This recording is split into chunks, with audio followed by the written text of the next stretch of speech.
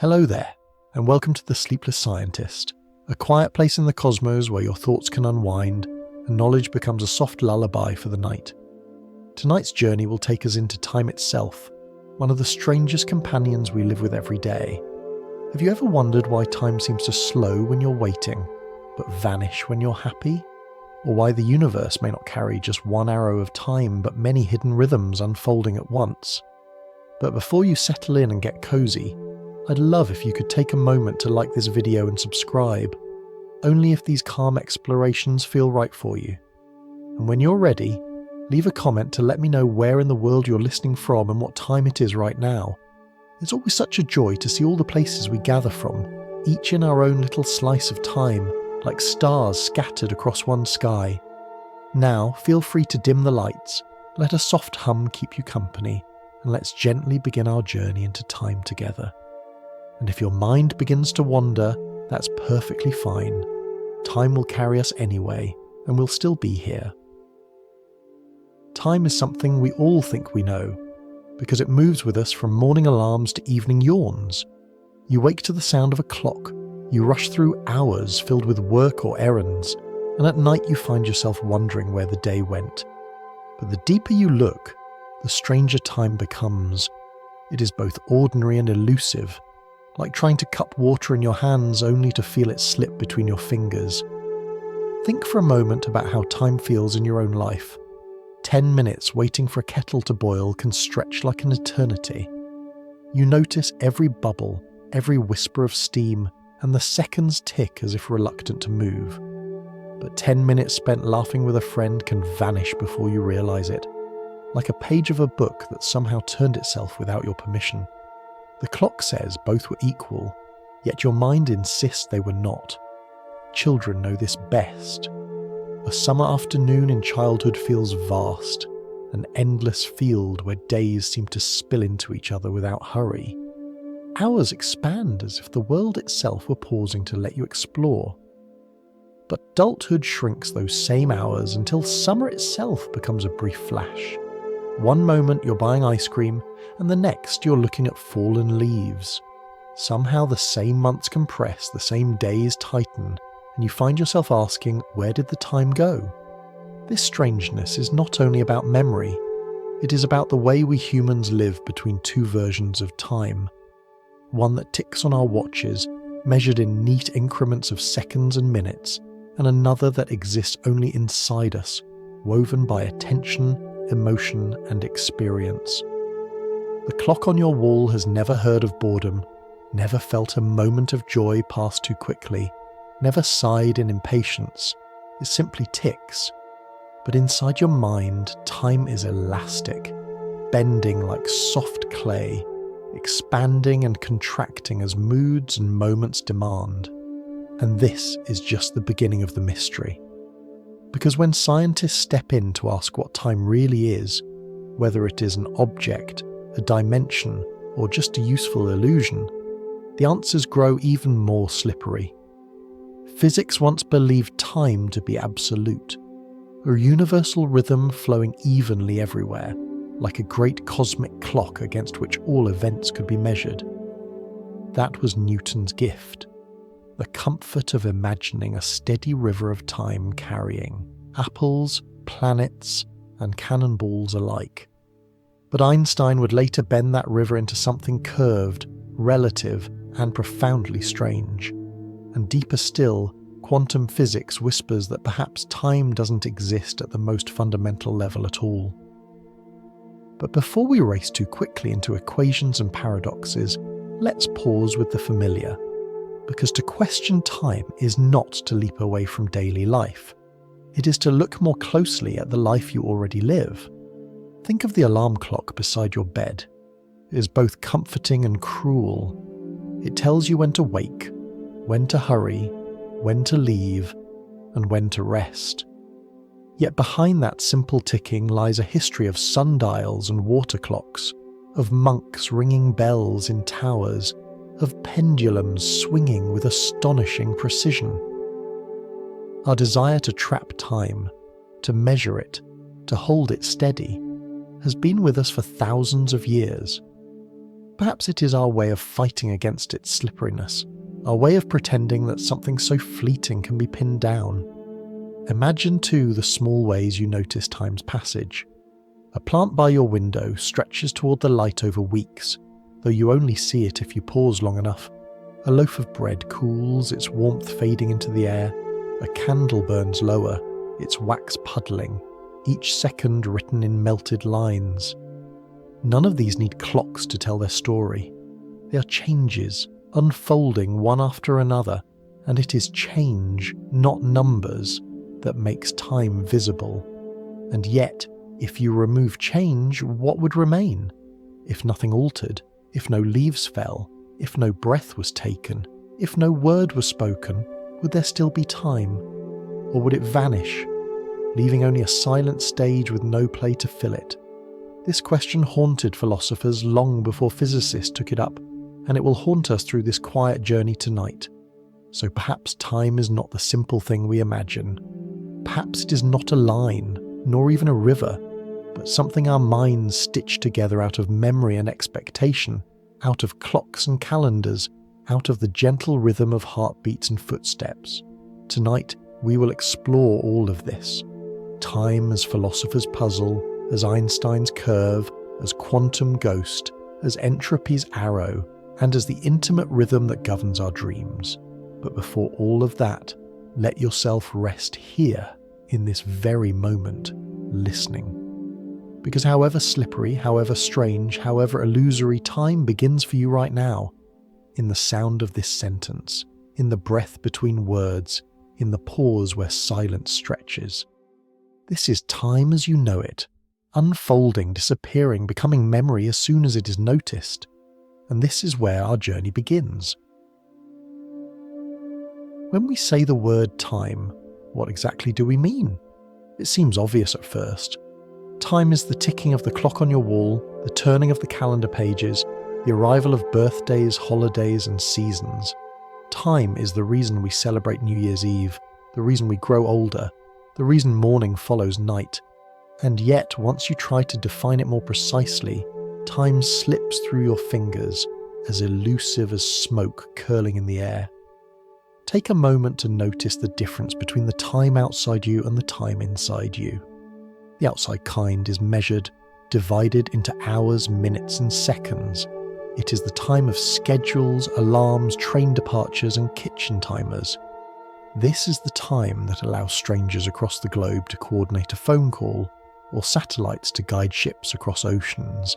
But inside, time behaves differently. It bends, it stretches, it collapses into instants, or unfurls into long expanses. A child's summer day may feel like an ocean of hours, while an adult summer slips by like water poured too quickly into a glass. It helps to think of time as wearing two masks. The first mask is the official one, the one governments and scientists agree upon, the one that tells you when to wake, when to leave for work, when to plant crops, when to catch the last train. It is orderly, like neat handwriting on lined paper. The second mask is private, invisible to others, shaped by mood, memory, and meaning. It is more like the scrawl in the margins, the doodles, the forgotten notes, messy, subjective, sometimes contradictory. Both masks belong to time, and both matter to how you live. This duality has puzzled thinkers for centuries. St. Augustine, writing over 1500 years ago, put it in a way that still resonates. What then is time?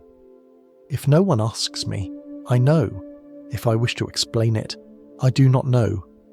That feeling, that time is so obvious until you must describe it, is perhaps the most universal experience we share. It is why philosophers debated endlessly about whether time is something real out there in the universe, or only something our minds create to order events. Think for a moment about how you picture time in your own imagination. Many people picture it as a line, stretching from past to future, like a road on which we walk forward one step at a time. Others imagine it as a river, carrying us downstream whether we like it or not. Some see it as a circle, repeating seasons and cycles endlessly, as the moon waxes and wanes, and as the Earth orbits the Sun. None of these pictures is wrong, but none is the whole truth either. They are metaphors, human attempts to capture something too slippery for exact words. Our languages themselves shape how we think about time. In English and many European languages, we treat time as if it were a resource. We spend it, save it, waste it, or run out of it. In this way, time becomes like money, something counted and managed. But not every culture agrees. Some indigenous groups speak of time as a landscape rather than a line. For the Hopi, for example, the past is in front of you because you can see it, while the future is behind you because it is hidden. Imagine standing on a hill, looking at the valley of your memories, while the future silently approaches from behind your shoulder. It is a picture that unsettles our usual assumptions, reminding us that time may not be the same everywhere, not in language, not in experience, perhaps not even in reality.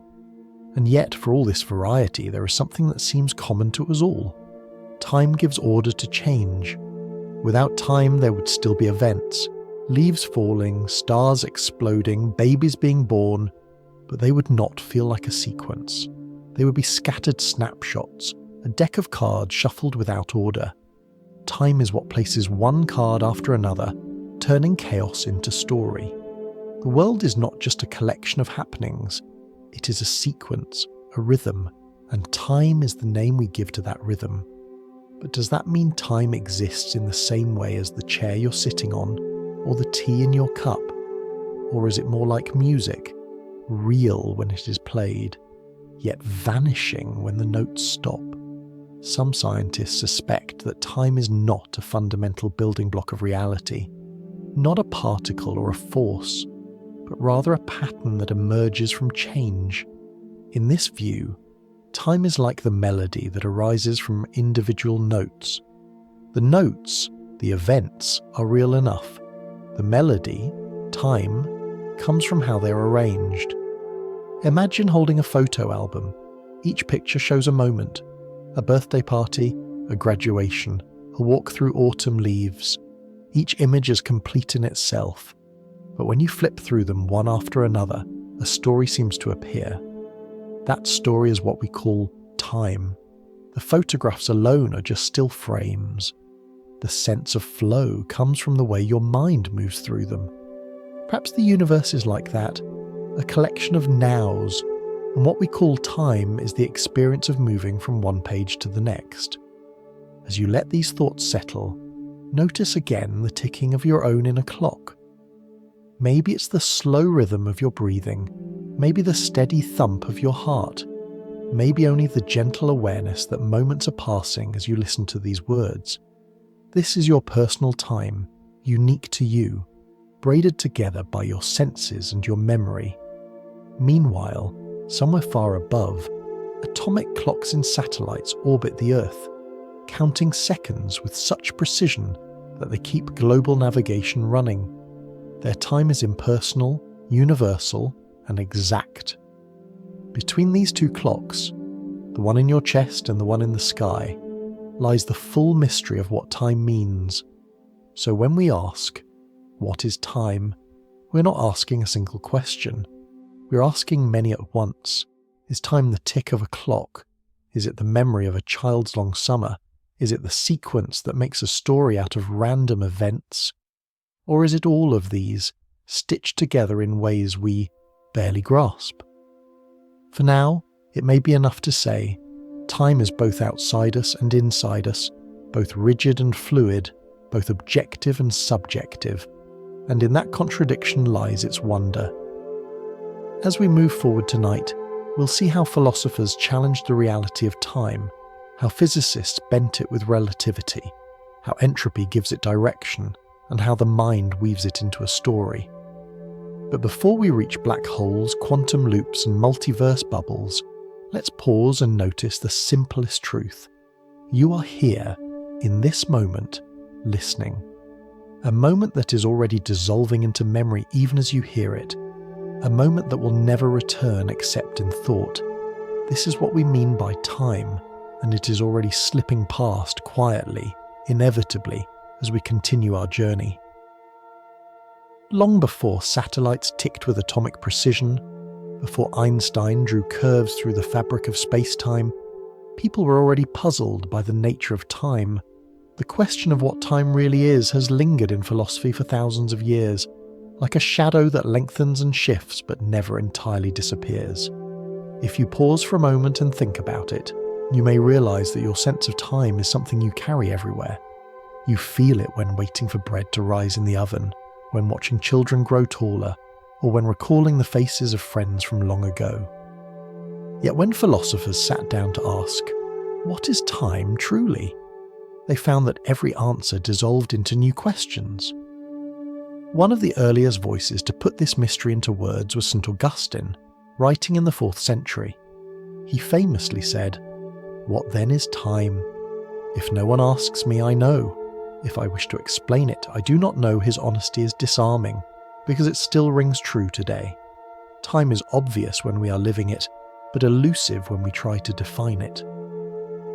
Augustine wondered whether time even existed at all, or whether it was only a feature of the human mind, a way of stretching memory and expectation between past and future. He pictured the mind as a kind of stage where 3 performers appear together: memory, which holds the past, attention, which touches the present, and expectation, which leans toward the future. Perhaps, he suggested, time was nothing more than these 3 actors, taking turns under the spotlight. Centuries later, philosophers continued the debate. Some insisted that only the present is real. This view is called presentism, though we do not need the label to feel its force. Imagine a candle burning in the dark. The flame you see is alive now. The flame that existed a moment ago is gone, smoke drifting into the air. The flame that will appear in the next moment is not here yet. Only the flame you see now exists. In this way of thinking, the universe is always arriving, one moment at a time, like footsteps appearing in snow. Others disagreed. They argued for what we now call eternalism, the idea that past, present and future all exist equally. If you picture time as a photo album, eternalism is the belief that every page is real, whether you're looking at it or not. The photo of your first day at school, the photo of a dinner you will share next year, and the photo of this very moment all exist together, bound into the same book. Your experience of turning pages is just the way your consciousness moves, not evidence that only the current page is real. This picture can feel unsettling, because it suggests that every joy, every mistake, and every goodbye already exists forever, whether or not you are paying attention. Between these 2 visions lies a third, called the growing block view. In this picture, the universe is like a book being written. The past chapters already exist, stacked behind you. The present is the page currently being inked. The future has not yet been written. It will come, word by word, line by line. Unlike eternalism, where the book is already complete, the growing block view leaves space for openness and surprise. It is a softer vision, one that feels closer to how many of us live. We can look back at what is finished, we can touch the present, and we can wait for the next sentence to appear. Each of these philosophies has its own quiet poetry. Presentism gives weight to the vividness of the now, the sip of tea, the breath in your chest.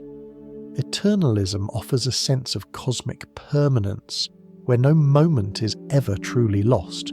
The growing block view lets us imagine the universe as a living story, unfolding but not yet done. Yet all of them also leave us uneasy. If only the present exists, then why do memories feel so real? If the past and future already exist, then what room is left for choice? If the universe is being written, who is holding the pen? What makes these debates so enduring is that none can be proved or disproved easily. They are ways of imagining, ways of mapping an invisible landscape. And while they may sound abstract, they echo in our daily lives. Think of how you treasure photographs. Do they feel like proof that the past is still real? Or are they reminders that what you see no longer exists except in memory? When you make plans for the future, do you imagine it as a place already waiting for you? or as something that will only come into being when you step into it? Your answers, even unspoken, align you with one philosophy or another. These ideas are not just dusty theories. They shape how we respond to life's biggest moments. If you believe only the present is real, then every second is precious and irreplaceable, urging you to live with intensity.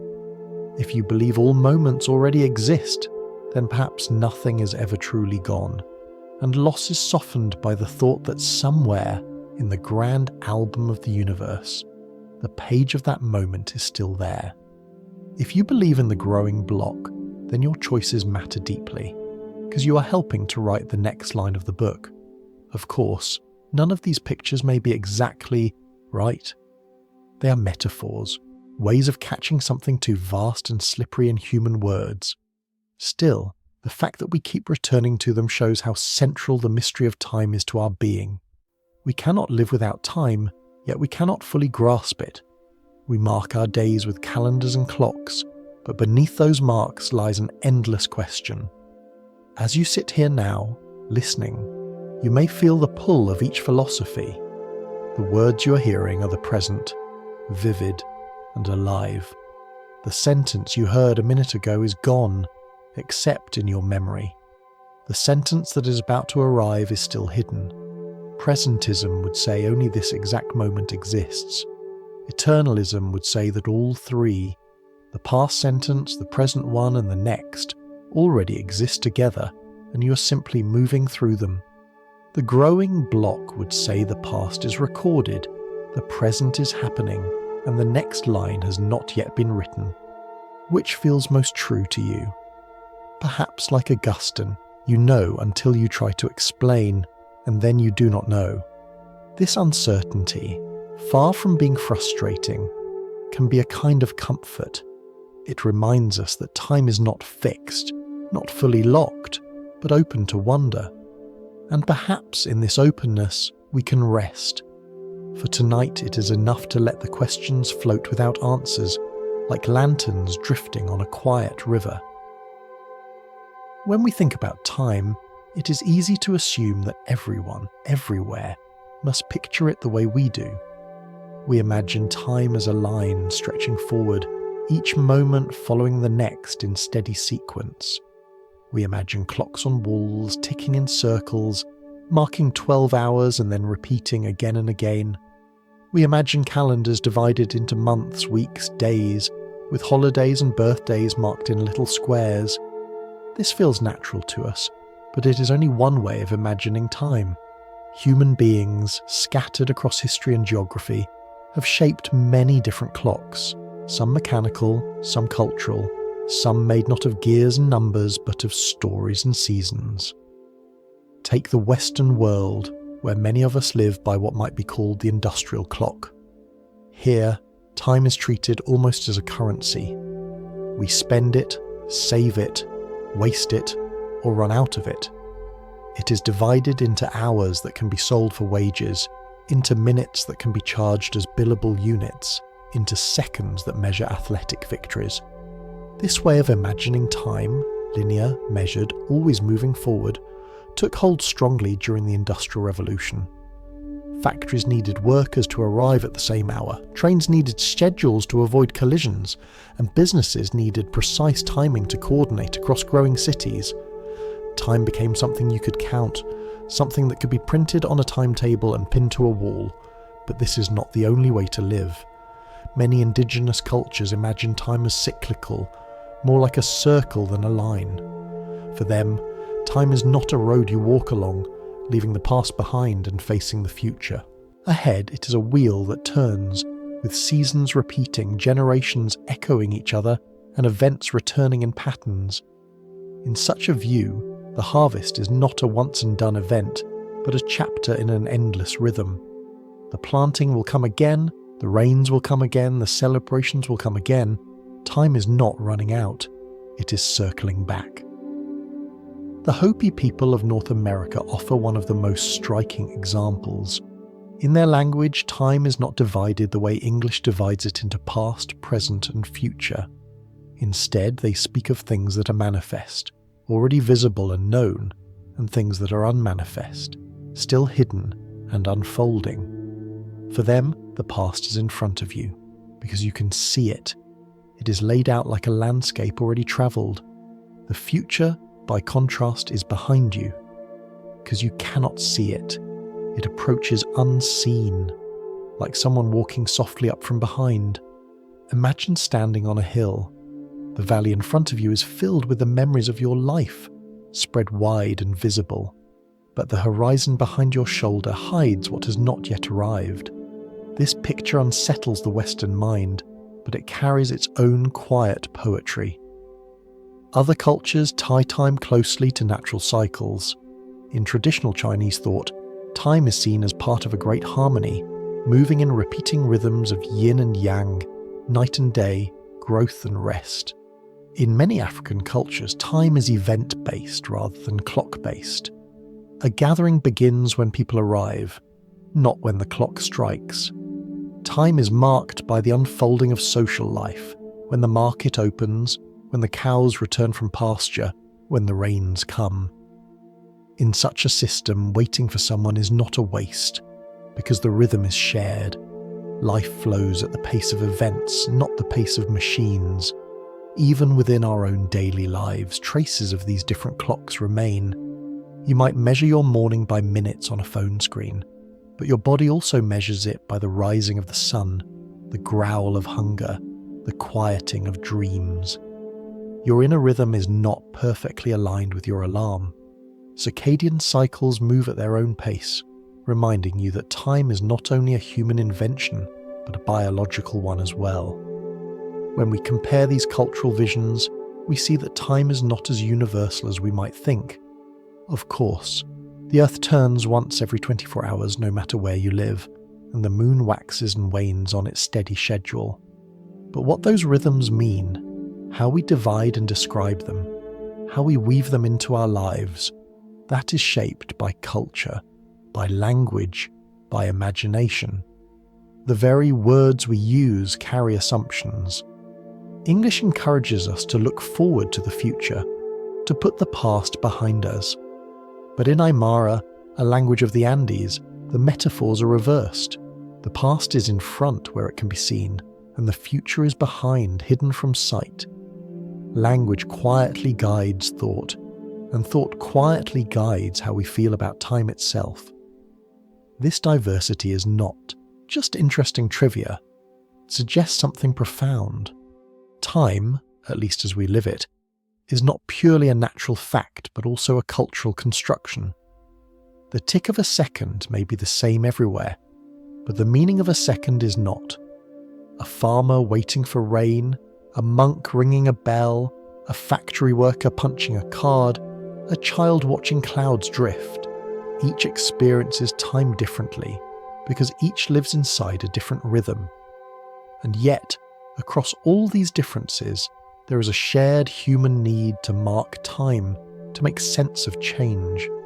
Whether by stones arranged to track the sun, by calendars carved into wood, by digital watches glowing in the dark, or by stories told at the fire, we all seek a way to catch the river before it slips away. Time is both universal and particular, both shared and personal. It is the canvas on which we live, but the patterns we draw on it vary from place to place. As you reflect on this, perhaps you can feel the blend of these clocks inside yourself. Part of you is ruled by the precise beeping of devices, by schedules and alarms. Another part of you feels the deeper cycles, hunger, sleep, seasons, moods.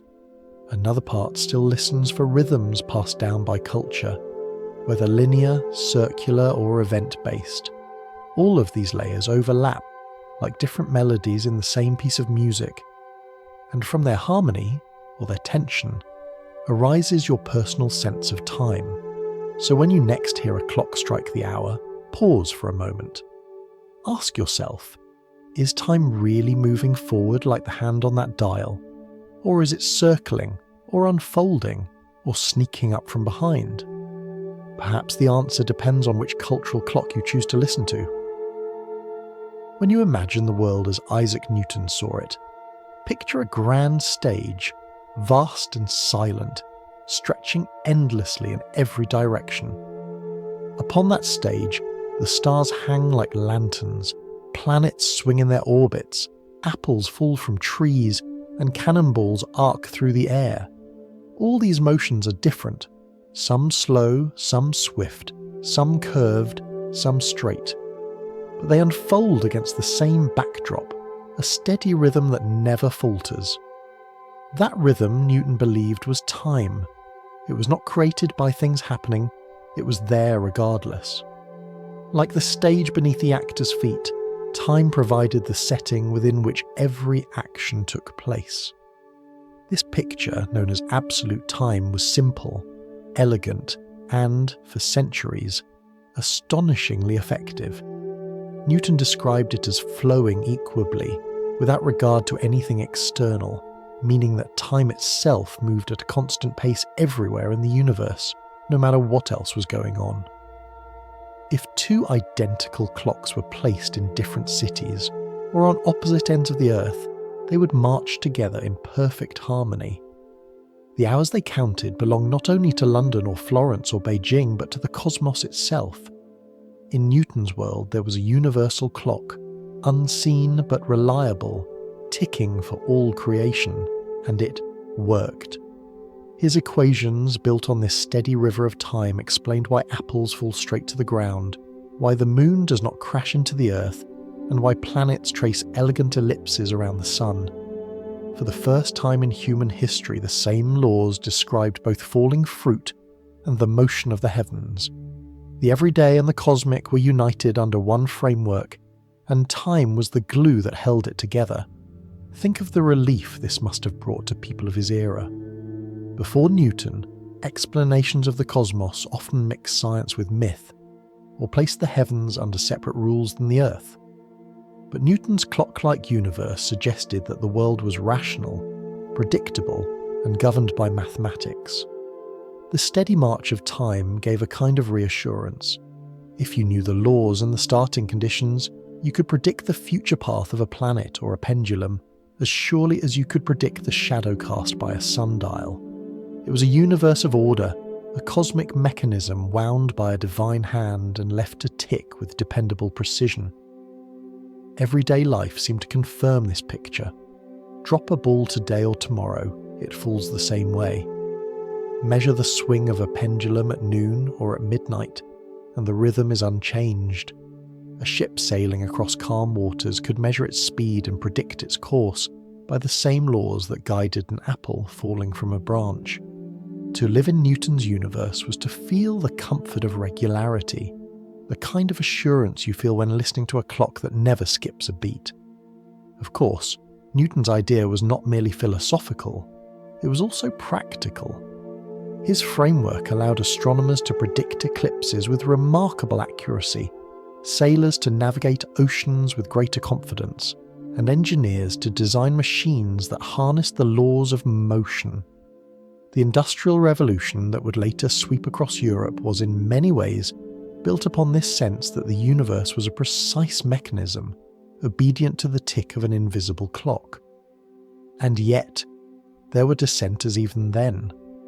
The philosopher Gottfried Wilhelm Leibniz, who was both Newton's rival and fellow inventor of calculus, argued that time was not a substance flowing on its own. Instead, he suggested, time was only a measure of change, a way of comparing events. Without events, without motion, there would be no time. In a completely empty universe, a lone clock ticking in the void would mean nothing. It would be like a play performed to an empty theatre. Newton, however, insisted that time would still exist, even if nothing happened within it. To him, time was the silent river flowing endlessly, whether or not boats floated upon it. For centuries, Newton's view prevailed. It became the foundation of classical mechanics, the bedrock on which science advanced. The image of the universe as a grand clockwork appealed to both scientists and poets, offering a reassuring sense of harmony. Even our language still carries traces of this worldview. We speak of time as if it can be measured, wasted, saved, or borrowed. all as though it were a commodity moving independently of us. It is worth pausing to imagine what it feels like to live in such a world. Picture yourself walking through a quiet village in the 18th century, the bells of the church tower ringing the hour. To you, those bells are not just local markers, they are echoes of the great universal time. The same hour is ringing across the world, the same invisible river flowing beneath your steps and beneath the stars. It is a comforting thought to believe that no matter where you are, you're moving through the same steady current as everyone else. Of course, this picture, though beautiful, would eventually show cracks. The more carefully scientists studied light, electricity, and the motion of very fast objects, the more they noticed that Newton's universal river did not quite explain everything. It worked beautifully for apples, pendulums, and planets, but not for the strange behaviour of light or the subtle pull of gravity in extreme cases. For centuries, though, no one had a better answer. Newton's time remained the trusted river, guiding science like a compass. When Albert Einstein arrived on the stage, he did not simply adjust the river's flow, he transformed the stage itself. Time, he said, was not independent of events. It was not the same everywhere, not a universal rhythm for all. Instead, time was interwoven with space, stretching and bending with motion and mass. The steady river of Newton gave way to something far stranger, a flexible fabric where time itself could speed up or slow down, depending on where you stood. But that part of the story belongs to the next chapter. For now, imagine again Newton's universe, a river of time flowing steadily, a stage set for the play of planets and apples, a grand mechanism ticking with divine precision. It is a vision of order, a vision that comforted the world for centuries. And though we now know that time is more slippery than Newton believed, we can still feel the appeal of his river. It was simple, it was steady, it was enough, until the universe revealed its deeper strangeness. Imagine standing on the banks of Newton's great river of time. The water flows steadily, carrying every leaf, every branch, every apple fallen from its tree. You know where it has been, and you trust where it will go, because it moves at the same pace for everyone. That was the comfort Newton gave the world. Time as a universal current, unchanging and absolute. But by the late 19th century, little cracks began to appear in this picture. Scientists who studied light noticed that its behaviour was stubbornly consistent. No matter how fast you moved toward it or away from it, light always raced past at the same speed. In Newton's river, this should not be possible. If you wade into a stream and walk upstream, the water should feel swifter. If you float downstream, it should feel gentler. Yet light was not behaving like water. It was behaving as though the river itself refused to change. This puzzle lingered until a young patent clerk in Switzerland, Albert Einstein, took it seriously. Instead of trying to fix light to fit Newton's rules, he asked, what if it is time and space themselves that must bend? In 1905, with his theory of special relativity, Einstein proposed something astonishing. Time was not absolute. It did not flow the same for everyone. It could stretch or shrink depending on how you moved. Space and time were not separate things, but threads of one fabric, woven together into space-time. To picture this fabric, imagine a trampoline stretched tight. If you place a ball on the trampoline, the fabric sags. If you roll a marble nearby, it curves inward toward the ball, not because the ball is pulling on it, but because the fabric beneath has bent. In Einstein's view, gravity is not a mysterious invisible force pulling objects together, but the curvature of space-time caused by mass. The Earth curves space-time around it, and the Moon follows the curves, orbiting like a marble tracing circles in a dimpled trampoline. Now, what does this have to do with time? Everything. Because when space-time bends, time itself bends with it. Near a massive object like the Earth or the Sun, time slows down. Far from mass, in the emptiness of deep space, time runs more quickly. If you could sit with a perfect clock on a mountaintop and compare it to one in the valley, you would discover that the mountain clock ticks a little faster. The difference is too small to notice in daily life, but it is real, and it grows stronger near more massive objects. Einstein's gift was not only to explain why light refused to obey Newton's rules, but to show that time is not the steady background we thought it was. Time is flexible. It can stretch and shrink. It is relative to motion and to gravity. If you move quickly, close to the speed of a light, your personal clock runs slower compared to someone standing still. If you stand near a massive star, your minutes lengthen compared to someone far away. These ideas can feel dizzying, but think of them gently. Picture two friends, one waiting at a cafe, the other walking briskly down the street to meet them. Both carry watches, and both watches tick with familiar comfort. But if the walking friend moved near the speed of light, the two watches would no longer agree. To the cafe friend, the walker's watch would appear to tick more slowly. To the walker, nothing would feel unusual. Their watch would keep steady time. Yet when they compared later, they would find that less time had passed for the traveller.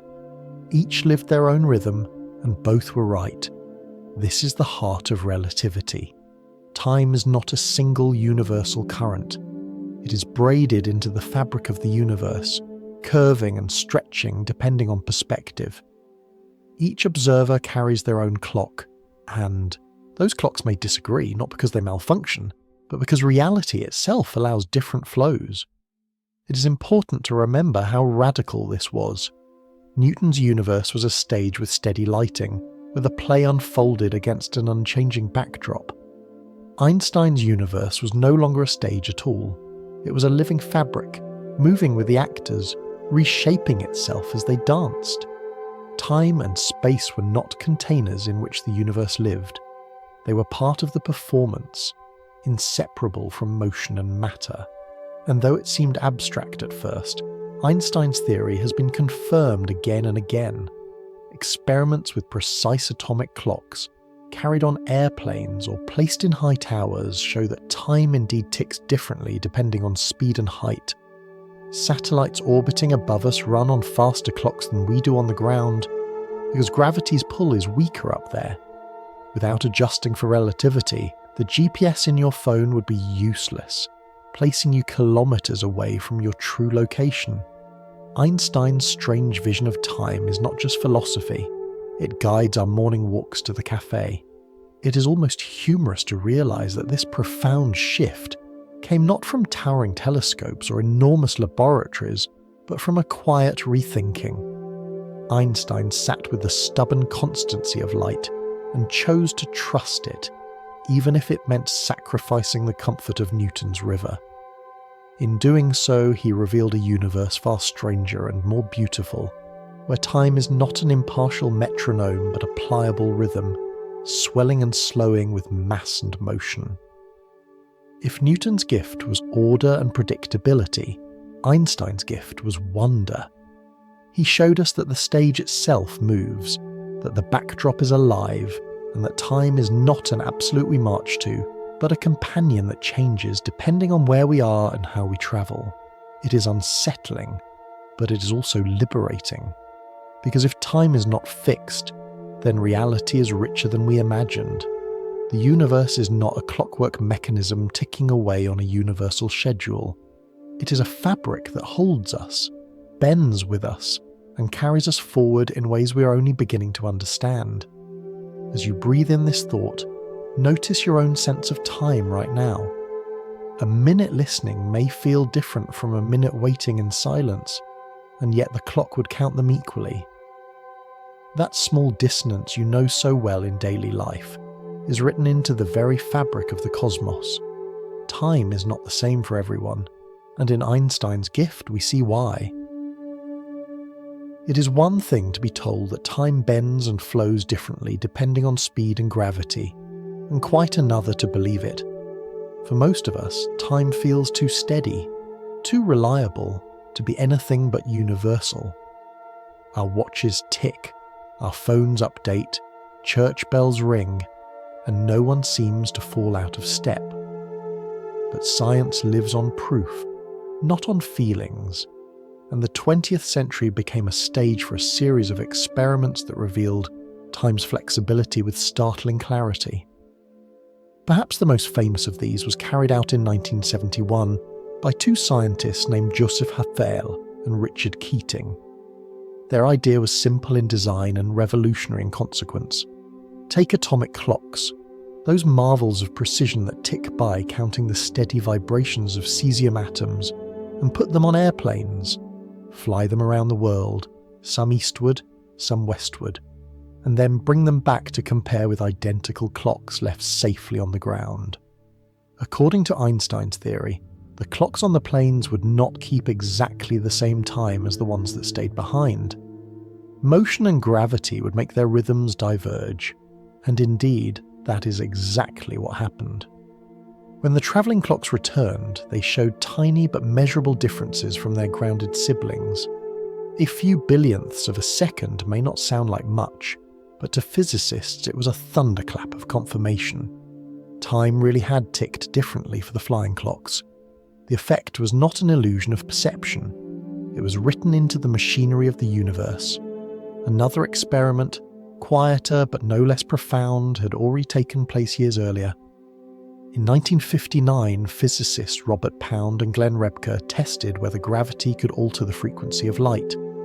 They placed a source of gamma rays at the top of a tower at Harvard University and measured them at the bottom. If Einstein was right, gravity's pull would stretch the waves, subtly changing their frequency as they descended. The results matched his prediction perfectly.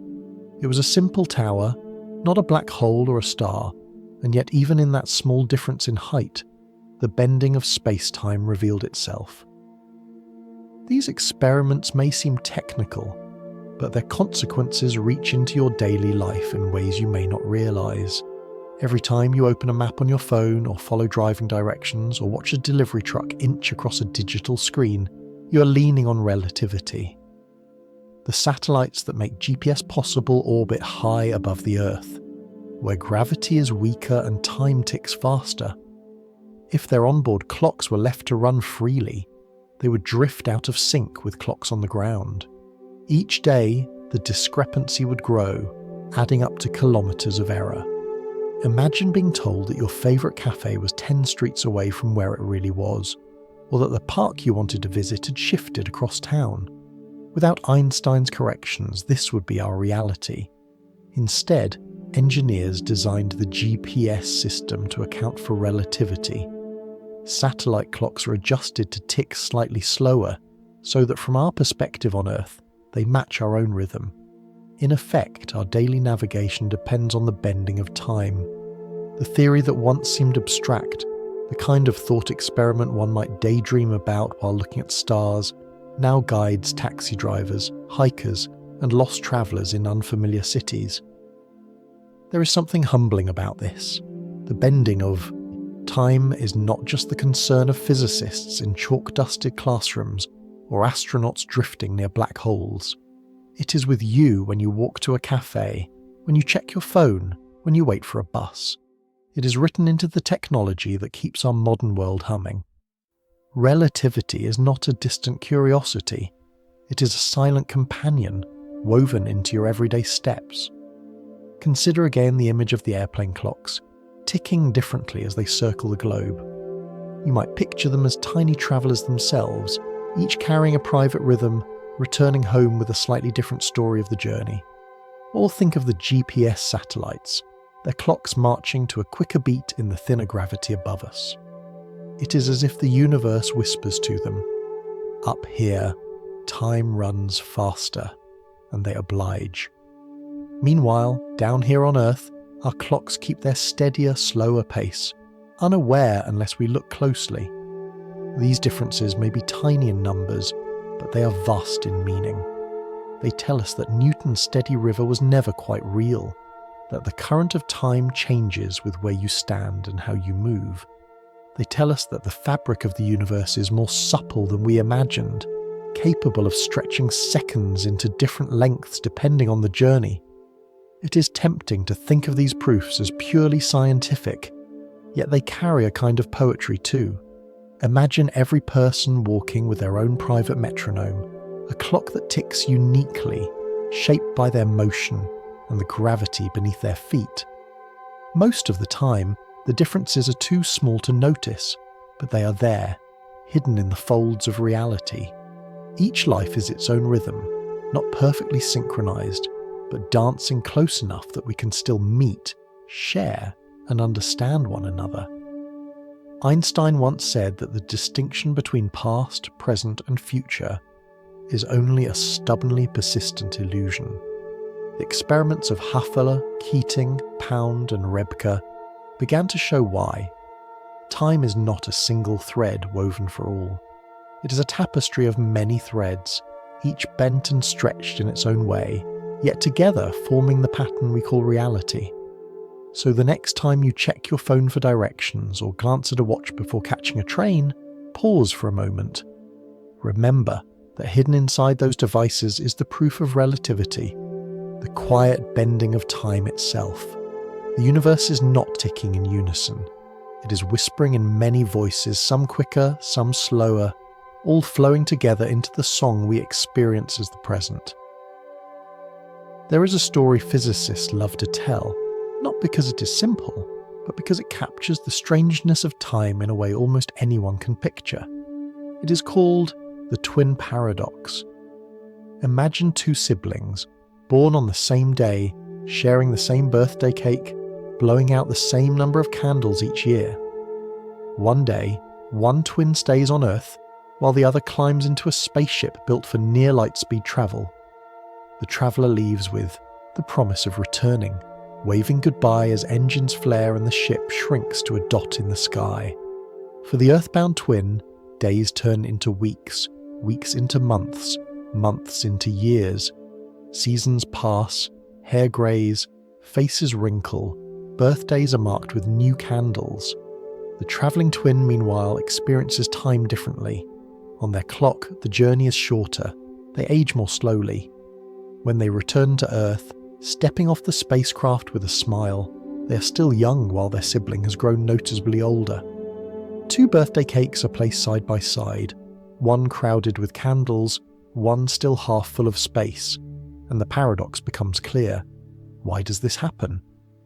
At its heart, the twin paradox is not a trick of words, but a real consequence of Einstein's relativity. Time, as we have seen, is not universal. It depends on how fast you move and how strong the gravity you feel is. For the twin who travels close to the speed of light, time slows relative to those who stay behind. Every heartbeat, every blink, every thought still feels normal to them, but compared to Earth's rhythm, their pace is gentler, stretched out. When they return, they discover that while their own life unfolded steadily, the world at home moved on more quickly. It may sound like fantasy, yet the effect has been measured in subtler ways. Astronauts who spend long periods aboard the International Space Station do, technically, return to Earth slightly younger than they would have been if they'd stayed at home.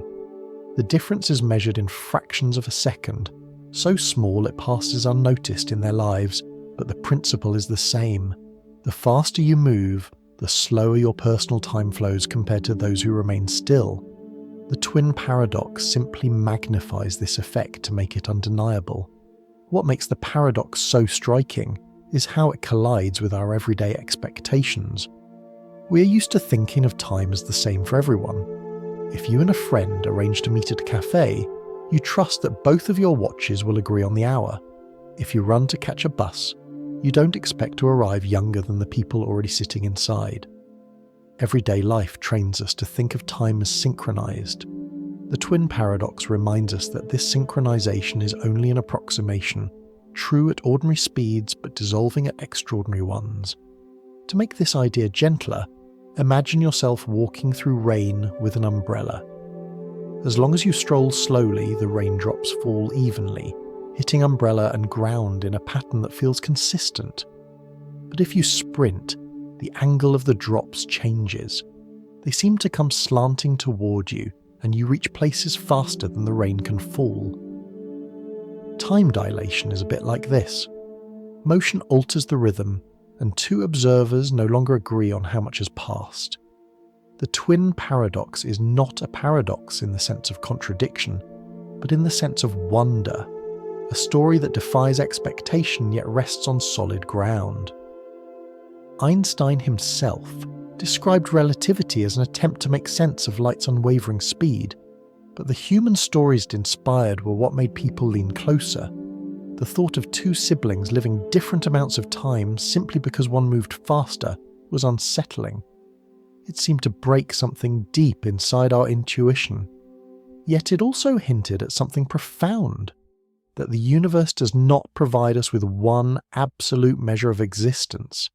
Instead, it allows many rhythms to coexist, each valid in its own frame. The twin paradox is a reminder that reality is richer and more flexible than our instincts suggest. Think of the implications. If humanity ever builds ships capable of approaching light speed, interstellar travel would carry this price. Voyagers might spend what feels like a decade exploring distant worlds, only to return and find centuries have passed at home. Friends long gone, languages changed, cities rebuilt, while for the travellers, only a short time has slipped away. Science fiction has returned to this theme again and again, not only for its drama, but for the way it reveals the fragile thread we hold between our personal sense of time and the wider universe's indifference. And yet, within the quiet of your own life, you can feel a faint echo of this story. You know how it feels for time to slip differently when you are absorbed in something compared to when you are waiting. The paradox of the twins is simply the cosmos's version of this elasticity, written not in emotions but in geometry, woven into the fabric of spacetime itself. Each twin lives fully, each believes their own minutes to be steady and fair, but the reunion reveals the deeper truth. There is no single clock for all. As you rest with this thought, let the image settle in your mind. Two cakes on a table, each bearing candles, but one with far more than the other. Both belong to twins, both represent birthdays honestly lived, and yet one twin carries fewer years in their body than the other. Time, that most intimate measure, has diverged. Not by illusion, not by mistake, but by the universe's own design. And as strange as it sounds, it is already happening, quietly, in the orbits of satellites, in the journeys of astronauts, in the hidden decimals of atomic clocks. The twin paradox is not just a story, it is our reality, waiting patiently for us to notice. If the twin paradox shows us how motion can reshape the rhythm of life, then black holes show us the ultimate bending of time. They are places where Einstein's equations reach their most dramatic conclusion, where gravity grows so strong that the very fabric of space-time folds in on itself. To approach a black hole is to step into a region where time behaves in ways that stretch human imagination. Picture yourself drifting toward one of these cosmic abysses. From a distance, a black hole appears deceptively ordinary. It is invisible, outlined only by the stars behind it, or the swirl of gas, drawn into its gravity. You might notice the glowing disk of matter spiraling inward, heated to a furious brightness as it falls, but the hole itself remains a perfect darkness, a silence at the centre of motion. This edge of darkness is called the event horizon, the boundary beyond which nothing, not even light, can escape. It is here that time begins to behave in the most peculiar way. Imagine that you have a friend watching from a safe distance as you fall toward the event horizon. To you, drifting closer and closer, the seconds tick normally. Your heart beats, your thoughts unfold, your body moves. Time feels steady, familiar, unremarkable. But to your distant friend, something astonishing happens. The closer you move to the horizon, the slower your actions appear. Waves of light carrying the image of your descent are stretched by the intense gravity, their frequencies lowered, their arrival at your friend's eyes delayed. As you near the boundary, you seem to slow almost to a halt. To them, it looks as though you are frozen at the edge of the black hole, suspended in endless hesitation. You never quite appear to cross, even though from your own point of view you do. This is not a trick of sight, but a real consequence of space-time curvature. Time itself is running differently for you than for your observer. For you, the plunge continues. For them, you linger forever on the edge, fading slowly into darkness as the light you emit stretches longer and longer until it disappears. In this way, the black hole reveals the relativity of time not as a subtle decimal on an atomic clock, but as a cosmic drama played out on a scale so vast it defies ordinary language. Perhaps the most striking demonstration of this idea came not from a laboratory, but from a film. In Interstellar, astronauts land on a planet orbiting close to a massive black hole. For every hour they spend on the planet, years pass for those waiting aboard the ship further out. When they finally return, their crewmate has grown older, his hair streaked with grey, while they have barely changed. The science in this scene was not invented for drama. It was based on the very equations Einstein left us. Time truly does run slower near a black hole, and though no one has yet landed on such a planet, the principle is real. Even without leaving Earth, we can glimpse hints of this truth. The Pound-Rebka experiment, measuring tiny shifts in the frequency of light caused by gravity on a simple tower, was a miniature version of the same effect. The black hole is simply the extreme, where the slope of space-time becomes nearly vertical, and the climb out of gravity's grip stretches time to an almost infinite degree. To make the image gentler, think of a video buffering on a slow connection. For you, pressing play, the action unfolds smoothly, second after second. But for someone watching over a poor signal, the motion lags, stalls, freezes. You move, but they see you pause. A black hole turns, this lag into a law of nature. For the falling traveller, the journey is ordinary. For the distant watcher, the fall becomes eternal. This duality can be unsettling because it challenges our shared sense of reality. We like to believe that time is something we all inhabit together, that events occur in the same order for everyone. A black hole denies us this comfort. It tells us that time is local, that your minutes may not be my minutes, that two observers can live side by side and yet disagree about how events unfold. In the presence of such gravity, simultaneity itself dissolves. And yet, there is beauty here too. The black hole, far from being just a monster in space, is a teacher. It shows us that time is not absolute, that the cosmos is more flexible and strange than Newton ever dreamed. It reminds us that our sense of flow, our trust in shared moments, is only part of the story. Beneath it lies a fabric that can bend and twist, carrying us along in ways we barely notice until the extremes reveal themselves. In the end, whether you're the traveller or the observer, the black hole offers a kind of paradox, like the twins but magnified to cosmic proportions. For one, time continues normally, for the other, time halts. Both perspectives are valid, both written into the same fabric, both coexisting without contradiction. The universe does not choose one truth over the other. It allows both, holding them together in silence. As you drift with this thought, picture again the edge of the black hole, a circle of perfect dark against the stars. On one side, the universe continues. On the other, time itself seems to stand still. Between them lies the event horizon, the quiet threshold where our ordinary notions of past, present and future no longer apply. It is a reminder that time, so familiar and so intimate, is also one of the deepest mysteries we know. After the dizzying gravity of black holes, let us return to something much closer to home. The small, ordinary ways time stretches and shrinks in the course of an ordinary day. You don't need a spaceship or a telescope to see that time is elastic. You only need to remember the feeling of waiting. Picture yourself in a doctor's office.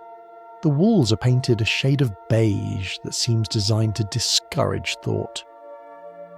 A stack of magazines rests on the table, each one so old that the headlines might as well be archaeological artifacts. A clock ticks in the corner with a steady rhythm, but every second seems to drag like a reluctant foot. 5 minutes of waiting can feel like half an hour. You glance up again and again, convinced that more time has passed, only to find the hands stubbornly fixed just a notch further along. Your body slumps in the chair, your attention has nowhere to go, and the minutes crawl by.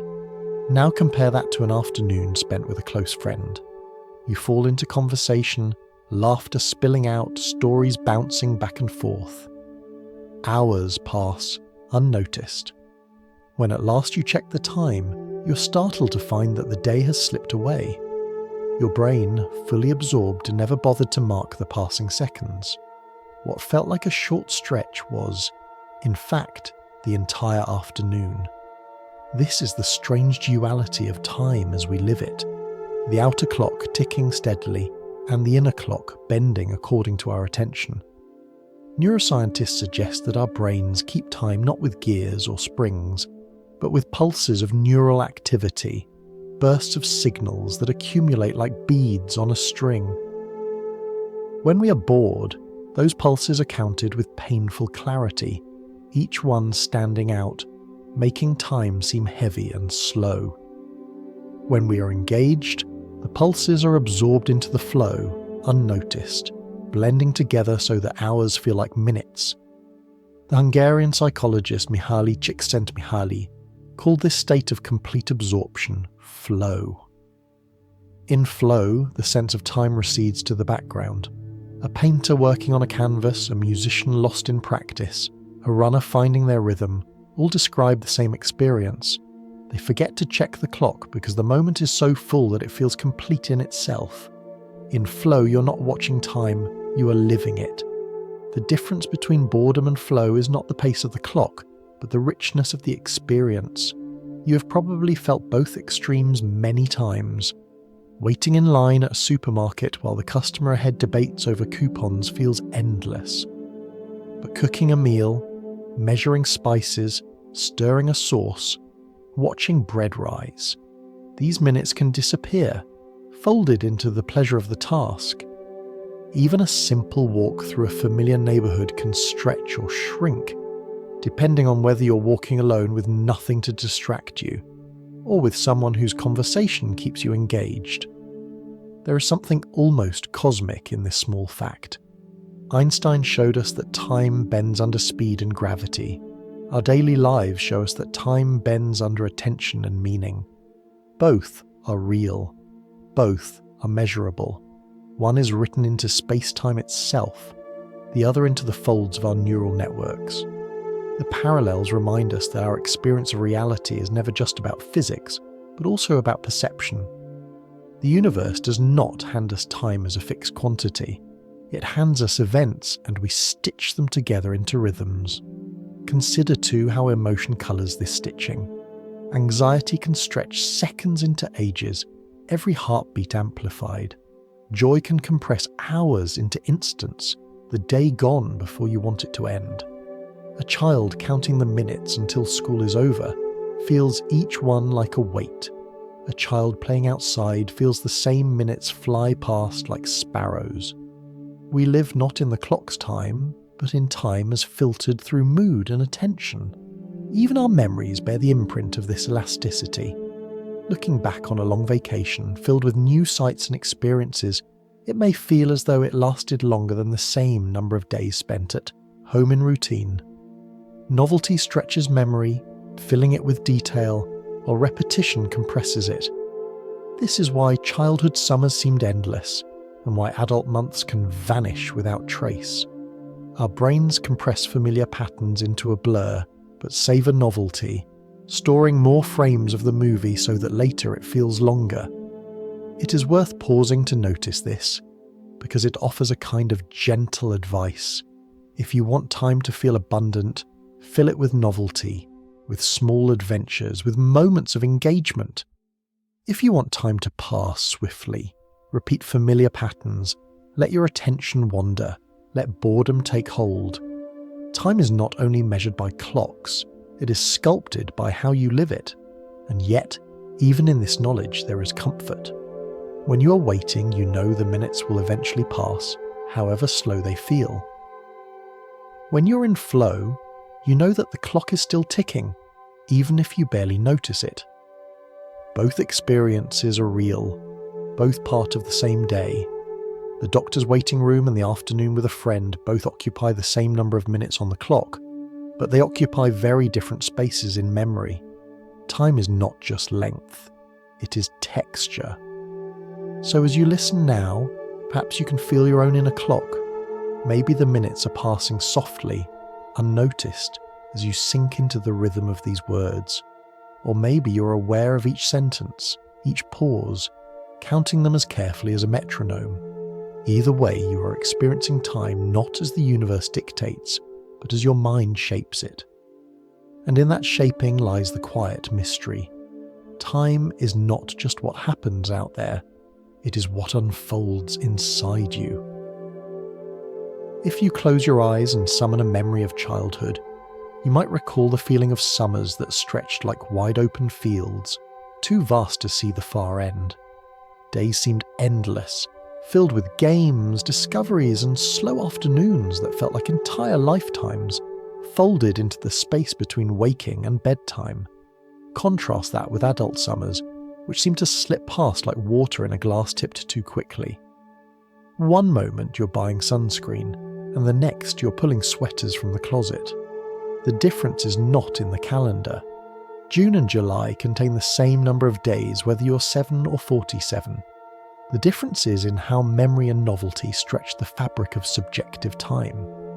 When you're a child, everything is new. The first time you climb a tree, the first time you ride a bike, the first time you notice fireflies flickering at dusk. All of these experiences fill your memory with detail. Your brain works harder to process and store what it has never encountered before, capturing more frames of the movie. Later, when you look back, the abundance of memory makes the summer feel long, as though more life was packed into those days. As you grow older, novelty recedes. You've climbed many trees, ridden many bikes, watched countless sunsets. Your brain, efficient in its way, no longer records every detail with the same vigour. Days pass with fewer highlights, and memory compresses them into a blur. The same amount of time feels shorter, not because it is, but because it carries fewer footprints in memory's sand. This effect is not confined to childhood versus adulthood. You can feel it on any vacation. A week spent exploring a new city may feel longer than a week spent at home in routine, even if both contain exactly 7 days. Your mind stores the novelty, layering each day with impressions, while routine collapses into something like shorthand. It is why the trip feels long while you're in it, but then, curiously, seems shorter when you look back later. The richness of memory inflates the present but compresses the past. Time, in this sense, is not only elastic but mischievous, offering one story as you live it, and another when you recall it. There is another curious distortion called the return trip effect. Have you ever noticed how the journey to a destination feels longer than the journey back, even when the distance and time are the same? On the way there, everything is unfamiliar. Your brain pays close attention, marking each signpost, each turn, each stretch of road. On the way back, familiarity allows compression. You already know the path, and so your brain records fewer details. The minutes feel shorter, not because they are, but because your mind has fewer beads to string on the necklace of memory. And then there is perhaps the most universal trick of all, the snooze button paradox. You set an alarm, it rings, you reach out half asleep, and you press snooze for another 9 minutes. Yet somehow those 9 minutes feel shorter than any other 9 minutes in the universe. Why? Scientists suspect it has to do with fragmented sleep and hazy consciousness. Your inner clock, caught between dreaming and waking, fails to anchor those minutes. They vanish, swallowed by the fog. When the alarm rings again, it feels as though only a breath has passed. It is a small daily reminder that time is not a fixed measure, but a shifting experience, especially when caught between worlds. What unites these examples, childhood summers, return trips, snooze buttons, is the role of attention and memory. When your brain pays close attention, when novelty fills your senses, time expands. When your brain compresses information, smoothing familiar patterns, time contracts. It is as if memory is the loom and experience is the thread. A rich weave creates a wide tapestry. A sparse weave creates a narrow one. The length of the thread is the same, but the cloth it produces feels larger or smaller, depending on the pattern. This knowledge is not only curious but quietly practical. If you want life to feel full, you can seek novelty. Take a new route home, try a new recipe, learn a new skill. Each unfamiliar detail gives your memory more to work with, stretching the perception of time. If you want life to pass more quickly, say, while enduring something tedious, you can lean into routine, letting the brain collapse the minutes into a blur. In this way, while you cannot command the outer clock, you can shape the inner one. There is, however, a gentle paradox hidden here. The very things that make time feel long in the moment, novelty, attention, richness, often make it feel short in memory, because the brain condenses them once they are familiar. A holiday may feel endless while you live it, but brief when recalled years later. A routine week may feel short in the moment, but long in hindsight if it stretches across many years. The mind plays these tricks with ease, and we, caught in the flow, can only marvel at how slippery time becomes when filtered through memory. As you reflect on your own life, you may notice the threads. Summers that once felt infinite now seem like chapters long closed. Trips that seemed long in the moment are recalled as brief flashes. Mornings of snooze button dozing feel like seconds but stretch into lost minutes. Each of these is a reminder that time is not just what the clock says, but what the mind weaves. The clock measures quantity, the mind measures quality. Together they make up the fabric of your days. So perhaps tonight, as you think about the passage of your own time, you can be gentle with yourself. The minutes you feel slipping quickly are not wasted. They are simply compressed by memory's efficiency. The long stretches of childhood are not gone. They are preserved in the richness of memory, waiting quietly whenever you look back. And tomorrow morning, if you reach for the snooze button, remember that those 9 minutes may be shorter than they seem, a playful wink from your inner clock. There is a curious thing that happens every night when you close your eyes. You surrender to sleep, and in that quiet descent, time itself begins to unravel. In dreams, minutes can stretch into hours, or hours collapse into moments. You may wander through a vast city, speak with people long gone, live through entire stories that seem to span days, only to wake and find that the clock has advanced by a handful of minutes. The elastic trick of time in waking life becomes something far more dramatic in sleep, as though the brain, freed from the anchors of external clocks, can play with duration as it pleases. Neuroscientists tell us that part of this has to do with how the brain constructs narrative. Dreams are not continuous films, but fragments, stitched together in ways that convince you of a flow. A single scene, a walk through a hallway, a conversation, a sudden leap into another setting, carries no fixed length. When you recall it, your mind fills the gaps, smoothing the jumps into a story that feels longer than the actual seconds that passed. Dreams reveal how deeply time depends on memory. Without the careful stitching of moments into sequence, duration dissolves. Even waking life depends on this stitching. The present moment as you experience it is not an infinitesimal instant, but a span of several seconds, woven together by memory and expectation. Psychologists sometimes call this the specious present, the window of awareness in which we live. You hear a melody not as individual notes, but as a phrase, held together by memory of what has just sounded and expectation of what will come next. You see movement not as a series of frozen frames, but as fluid motion, because your brain holds the immediate past and blends it with the emerging now. Time, in this sense, is not a river carrying you forward, but a construction built moment by moment in your mind. Imagine watching the flame of a candle. The light flickers, the wax melts, shadows shift on the wall. What you call the present moment is already a blend. The memory of the shadow just a second ago, the sight of the flame now, and the expectation of its next flicker. Without memory, you would not sense time passing at all. Each instant would stand alone, isolated, like beads scattered on a table with no string to connect them. Memory is the string, and with it, you can thread the beads into a necklace, into a flow. This dependence on memory reveals something both fragile and profound. For those who suffer memory loss, time can seem to vanish.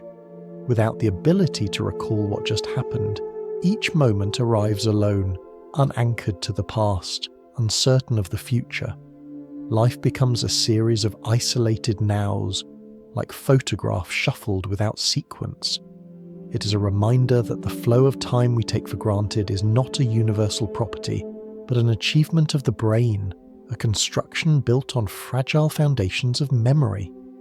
Philosophers and physicists alike have noticed this fragility. Some have proposed that perhaps time itself does not flow at all, and what we experience as the present is simply our consciousness moving across a larger structure. This is the idea of the block universe. In this view, past, present, and future all exist together, like the pages of a completed book. You feel yourself turning the pages, but the story is already there, every chapter written, every sentence inked. The now is not a special slice that arises and then disappears, but simply the page you are currently reading. This picture can be unsettling because it seems to deny the openness of the future, the sense of choice and possibility. Yet it can also be strangely comforting. If every moment already exists, then nothing is ever truly lost. The laughter of a childhood summer, the warmth of a hand once held, the sound of a voice no longer here, all still exist, inscribed in the great block of space-time. You cannot return to them, but they are not erased. They remain as pages in the cosmic album, forever part of the whole. Whether or not the block universe is correct, it resonates with the way dreams and memory shape our experience of now.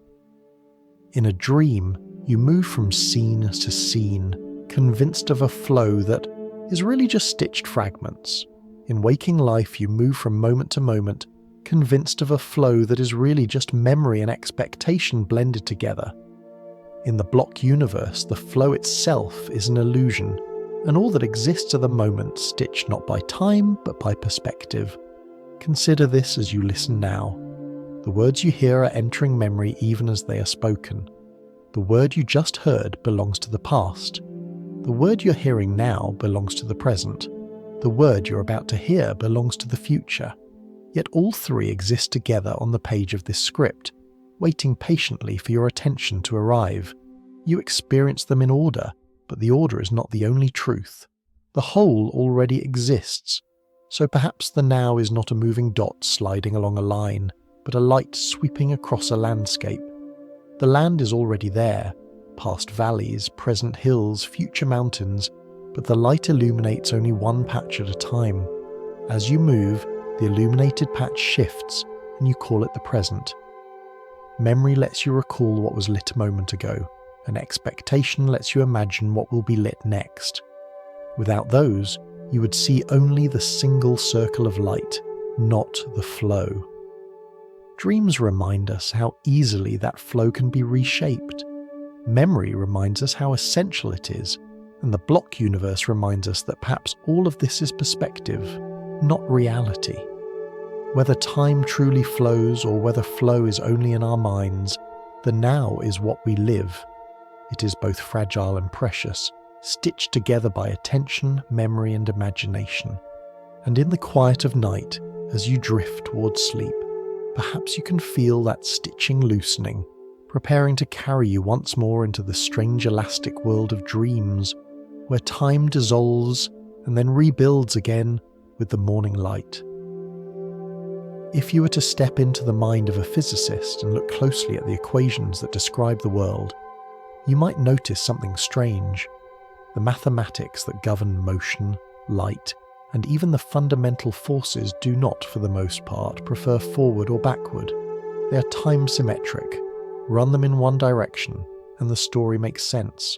Run them backward, and the story still makes sense. A planet orbits the sun in an ellipse whether the numbers move from yesterday to tomorrow or from tomorrow to yesterday. The dance of electrons around an atom is no different. To the equations, time is not a flowing river, but a line that can be read in either direction. And yet, when you lift your eyes from the chalkboard and return to the world around you, it is obvious that life does not play both ways. You have never seen a shattered glass leap from the floor back into your hand. You have never seen smoke gather itself from the air and reassemble into a neat candle flame. Milk spilled on the counter does not climb back into the glass. In your kitchen, in your city, in your life, time has a direction. The past is different from the future, and no amount of wishful thinking reverses the flow. This is the puzzle of the arrow of time. The universe's laws may not care which way the film runs, but the universe we experience seems to care very much. A film of billiard balls colliding, for instance, will look believable whether you play it forward or backward. The paths and angles are consistent either way, but play a film of scrambled eggs returning to their shells or a house unburning back into fresh timber, and the illusion collapses. You know instantly which direction is wrong. There is an arrow pointing forward and you follow it without choice. What creates this arrow? If physics itself does not insist on it, why does our experience of the world do so? One answer, whispered first in the 19th century and confirmed again and again since, lies in a quiet concept called entropy. Entropy is often described as disorder, though the term carries more subtlety. Think of it as the number of ways a system can arrange itself. A neat deck of cards has only one arrangement that counts as perfectly ordered, but shuffle the deck and the number of possible arrangements multiplies astronomically. A tidy room is only one possibility among countless messy ones. A hot cup of coffee has only a few possible states compared to the countless ones where its heat has already slipped into the air. Entropy measures this spread of possibilities, and the universe, left to itself, drifts from the neat toward the messy, from the few toward the many. This drift is what gives time its arrow. You remember the past because it was lower in entropy, more ordered, while the future remains open, waiting to scatter into possibilities. The broken glass cannot leap back together, not because physics forbids it, but because the number of disordered states is vastly greater than the number of ordered ones. The odds are stacked so heavily that you will wait longer than the age of the universe before you ever see milk unspill. The beauty of this idea is that it explains the paradox without contradicting physics. The equations may work in both directions, but the universe's initial conditions, what it was like at the beginning, set us on a path of increasing entropy. We ride this path like leaves on a current. We call it the arrow of time. Think of your own life in this light. You tidy a room, and slowly dust creeps back in. Books drift out of place. Crumbs appear on the counter. You heat soup, and it cools again. You light a candle, and it burns down. Each of these is entropy gently nudging order into disorder. You may fight it, sweeping and reheating and relighting, but the general flow is always downward, toward greater spread, greater mixing. And yet, there is poetry in this inevitability. Without entropy, there would be no story at all. Imagine a world where nothing changed, where heat never moved, where disorder never grew. Every day would be identical. Nothing would age, nothing would decay, nothing would evolve. It would be a frozen tableau, lifeless and silent. The very existence of change, the fact that you grow older, that seasons turn, that stories unfold, is bound to entropy's arrow. It is the quiet drummer behind every beat of your life. It is humbling to realize that the universe itself, vast beyond measure, carries the same tendency as your kitchen counter or your laundry basket. Stars burn their fuel and collapse. Galaxies scatter their matter into wider and wider arcs. The cosmos drifts from neat beginnings toward diffuse futures. Our personal arrows are simply echoes of the cosmic one. So when physicists say that the laws do not care about direction, they are not denying your experience. They're pointing out that what you feel, the one-way street of life, is not written into the mathematics, but into the conditions of the universe. Entropy rises, and with it, time points forward. The film could, in theory, play both ways, but the odds of running backward are so impossibly small that for us, for all practical purposes, there is only one direction. As you let this thought rest, picture again the simple image of billiard balls striking one another. The motion seems reversible, and in principle it is. But now imagine a spilled cup of coffee, its warmth diffusing into the room, its order dissolving into air. The difference is not in the laws, but in the possibilities. The universe, vast and impartial, drifts toward the probable, and the probable is messier. In that messiness lies the arrow, and in that arrow lies the story of time. If you want to see entropy at work, you don't need a laboratory. You only need to step into your kitchen, make yourself a cup of coffee and leave it on the counter. At first it is steaming hot, fragrant, the warmth rising in tiny spirals of vapour. Wait an hour, and the steam is gone, the cup lukewarm, the heat spread invisibly into the air. You never see the opposite happen. The room does not suddenly surrender its warmth back into the cup, reheating it. The arrow points in one direction, hot to cold, order to disorder. Entropy is not a force but a measure, a way of describing how energy and matter arrange themselves. A hot cup of coffee represents a state of low entropy because its energy is concentrated in one place. As it cools, the energy spreads out into the room. The number of possible ways the molecules can be arranged grows larger, and with that, entropy increases. The universe, left alone, tends towards such spreading. It does not forbid order, but disorder is so much more probable that it becomes the rule. Consider a slice of toast. Fresh from the toaster, it is crisp, golden, whole. Drop it, and crumbs scatter across the floor. You can sweep them up, of course, but they never reassemble themselves into a perfect slice. Why? Because there are countless more ways for the crumbs to lie scattered than to lie neatly in formation. The single arrangement we call toast is one possibility. The messy spread of crumbs is millions. The odds are stacked so overwhelmingly in favour of disorder that the direction of time becomes obvious. Or take a tidy room. Everything in place, shelves neat, bed made. Over days and weeks, without even trying, the room tends toward mess. Papers drift out of stacks, laundry accumulates, dust settles. It takes effort, your effort, to reverse this trend, to sweep entropy back into a semblance of order. The universe itself, left unguarded, leans toward messiness. The arrow of time is built not on impossibility, but on probability. There is only one way to be perfectly neat, but countless ways to be scattered. This principle extends far beyond kitchens and bedrooms. It reaches into the heart of memory. You remember the past, not the future, because the past was lower in entropy. It was ordered in a way that left traces, footprints in sand, ink on paper, neurons firing in patterns. The future has no such traces. It is higher in entropy, more diffuse, more open. You can imagine it, but you cannot recall it, because it has not yet left a mark. Memory itself is an arrow pointing backward, and entropy is the reason. The poet W.H. Auden once wrote, "Time will say nothing but I told you so." Entropy is time's way of keeping its promise. You know the direction, not because the equations forbid reversal, but because life itself depends on the drift.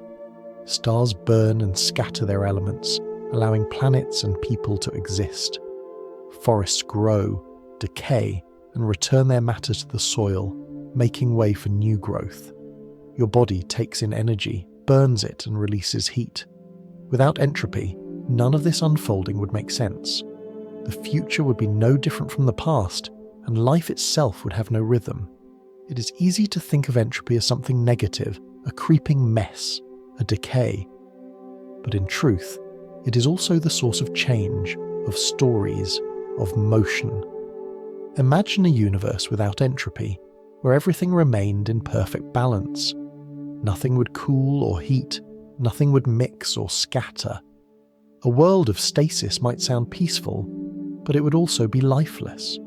Entropy makes sunsets fade, but it also makes mornings return.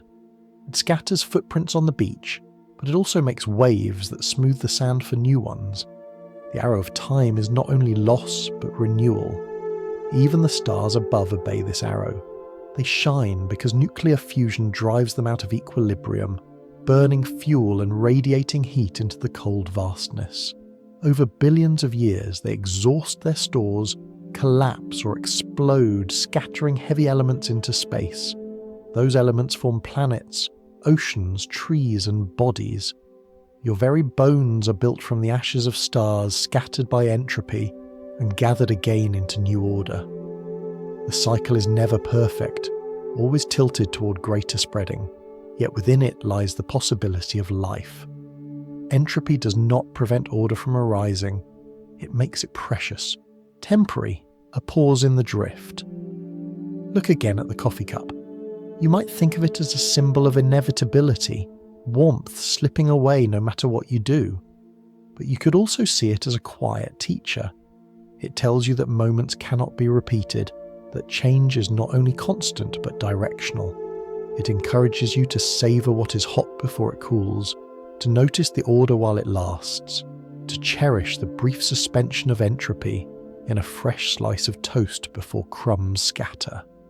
In this way, entropy shapes not only the arrow of time, but also the texture of human life. Without it, memory would not exist, seasons would not turn, stories would not unfold. The arrow of time is entropy's whisper, reminding you that the world is always moving, always transforming. And while you cannot reverse it, you can notice it, accept it, and perhaps even find comfort in the order that arises briefly amid the drift.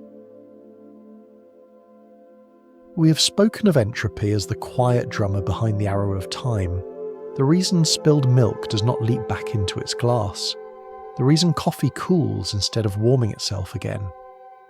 But now, imagine for a moment a world in which entropy stopped rising, a world where disorder did not increase, where everything remained as it was, unchanged and unchanging. What would that world feel like? At first, it may sound appealing. No clutter creeping into tidy rooms, no candles burning down, no food spoiling in the pantry. Everything would stay in its place, perfect and untouched. But the longer you sit with the picture, the stranger it becomes. In such a world, nothing new would ever happen. No leaves would fall, no flowers would bloom, no stars would shine. There would be no aging, no growth, no decay. The familiar rhythms that shape life, the seasons turning, the waves breaking, the breath rising and falling, would vanish. Without entropy, change itself would vanish. Think of a novel with no turning pages, a melody that holds a single note forever, a clock with hands that never move. At first it might feel peaceful, but soon it would reveal itself as empty.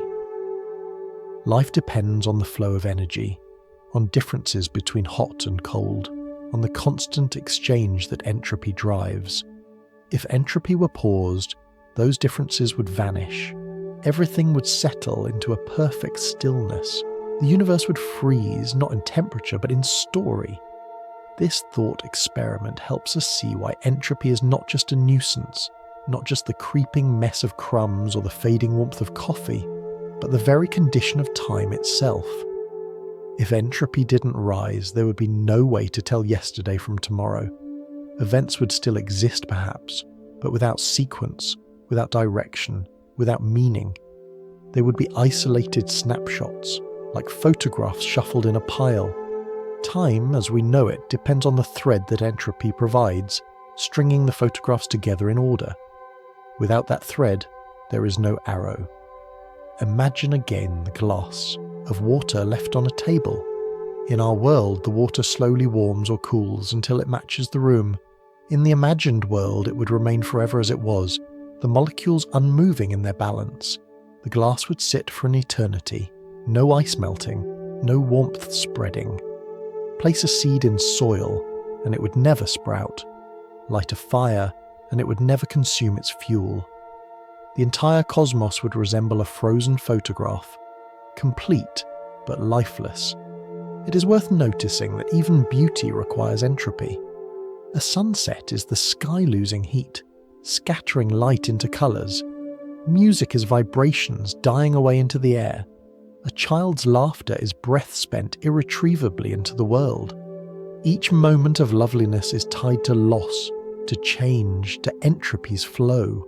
To pause entropy would be to pause beauty, to end the unfolding that makes life vivid. This perspective offers a kind of gentle comfort. The fact that things change, that nothing lasts forever, is also the reason anything happens at all. The warmth of a hug, the sweetness of fruit, the flicker of candlelight, these are precious because they cannot be kept. They belong to the arrow of time, to the movement from one state to another. Without that arrow, there would be no story to tell, no life to live.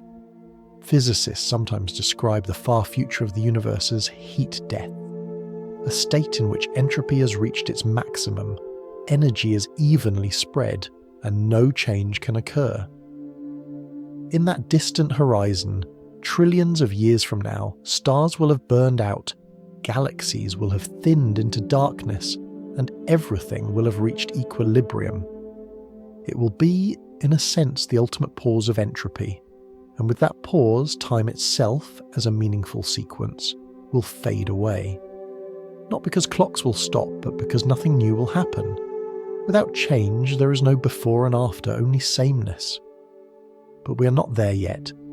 We live in the lively middle chapters, where entropy rises but not too quickly, where stars still burn, where seasons still turn, where mornings follow nights and lives unfold in stories. We live in a universe where entropy grants us direction, giving weight to memory and shape to the future. The arrow points forward, and though it carries both loss and creation, it is the reason we can say then and now at all. So the next time you notice your coffee cooling, or your room growing untidy, or your bread going stale, perhaps you can see in these small annoyances something profound. They are not just inconveniences, they are reminders that you are part of a universe in motion, a universe where change is possible, where life exists because entropy gives time a direction. Without that direction, without that rise, the world would be silent and still, and you would not be here to wonder at all. Entropy, then, is not an enemy, but a companion. It ensures that moments pass, that memories form, that futures unfold. It may scatter your crumbs and cool your tea, but it also paints your sunsets and fuels your heartbeats. And though one day entropy may carry the cosmos into stillness, for now it carries you forward, step by step, story by story, into the richness of a living time. If entropy gives us the arrow of time, then quantum physics asks a more unsettling question. Does time even exist in the first place? At the smallest scales of reality, where particles shimmer and wink in and out of existence, the very equations we use to describe the universe sometimes leave time out altogether. This is not an oversight, not a missing variable to be filled in later. It is a feature of certain theories. They work without time. One of the most famous examples is called the Wheeler-DeWitt equation, born from the attempt to merge Einstein's relativity with the strange rules of quantum mechanics. To the surprise of the physicists who wrote it, the equation contains no symbol for time. It describes a universe in which everything simply is. The unfolding you and I feel, the before and after, the ticking from past into present into future, vanishes from the mathematics.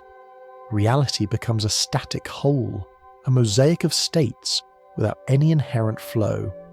This is difficult to imagine because our minds are so trained to think in sequences. We experience life as a chain of moments, each leading to the next. Without time, how could there be motion, change, story? But perhaps time is not fundamental, not a thread woven into the universe from the start. Perhaps it is something that arises only when you step back and look at the pattern as a whole, the way melody arises from individual notes played in sequence. Imagine a mosaic made of thousands of coloured tiles. Viewed closely, each tile is static, unmoving, complete in itself. But as you walk across the room and look from a distance, the tiles form an image, a bird in flight, a tree swaying, a river flowing. The motion is not in the tiles themselves, but in the arrangement.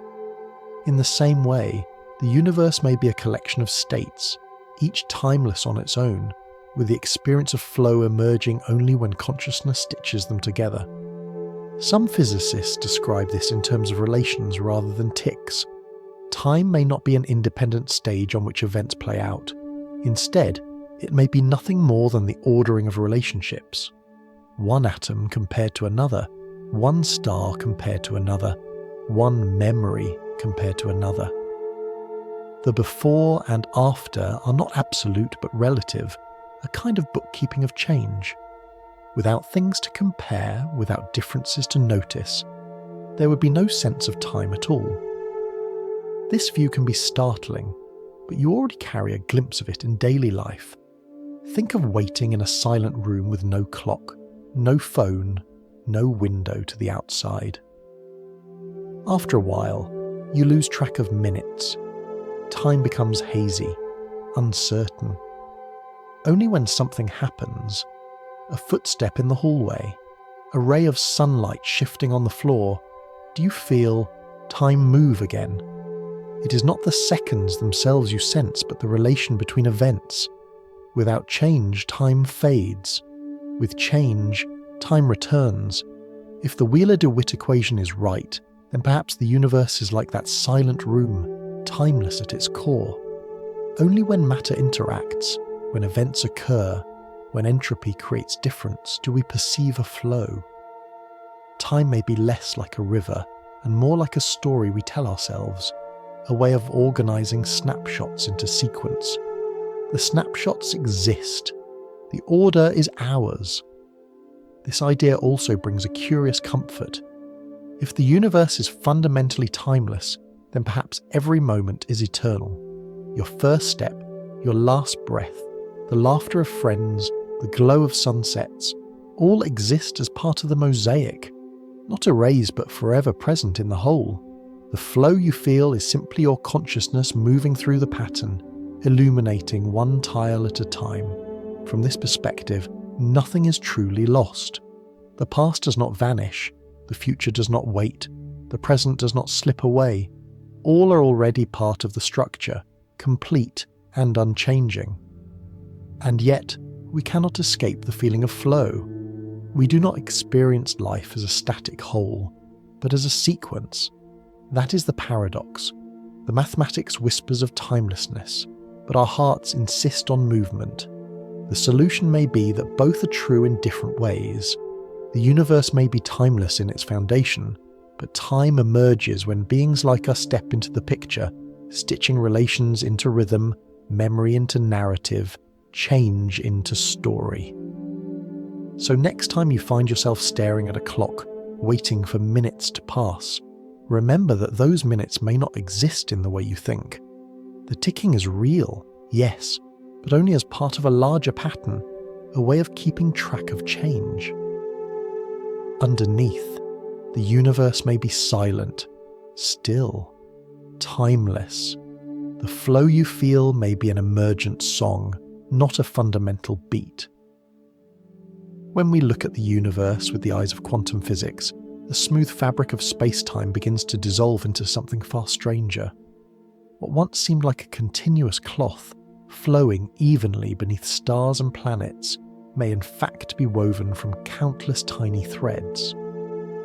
The theories that try to describe this hidden structure, loop quantum gravity and string theory, suggest that time itself might not be a basic ingredient but something that emerges from the weaving, like a pattern in cloth or a rhythm in music. Loop quantum gravity proposes that space and time are not infinitely divisible.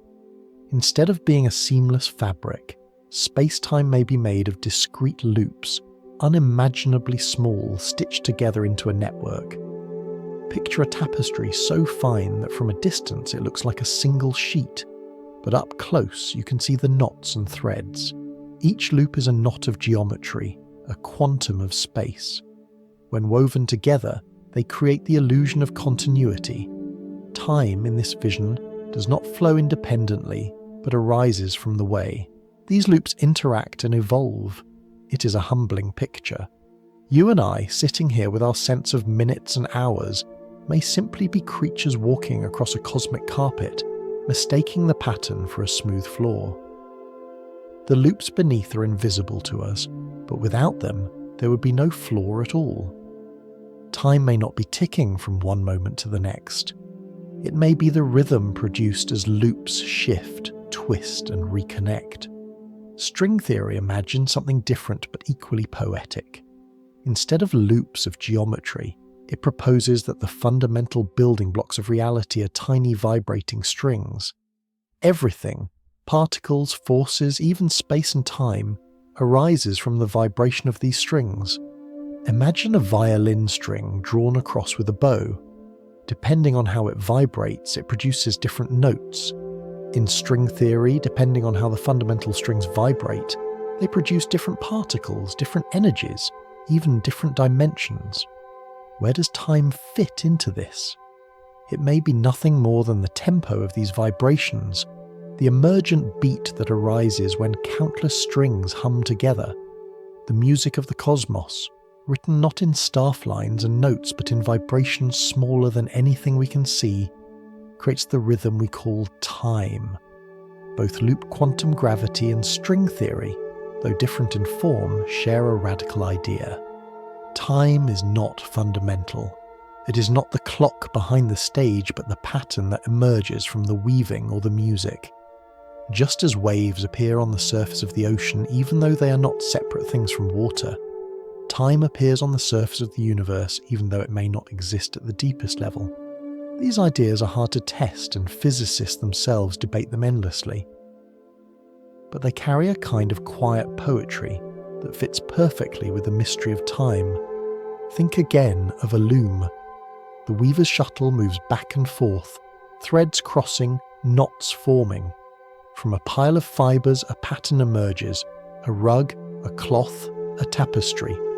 Time, in this metaphor, is the pattern, not the threads. It exists because of the weaving, not apart from it. Or think of music. Strike a piano key and the string vibrates. Strike many keys and the vibrations combine into chords. Play chords in sequence and music flows.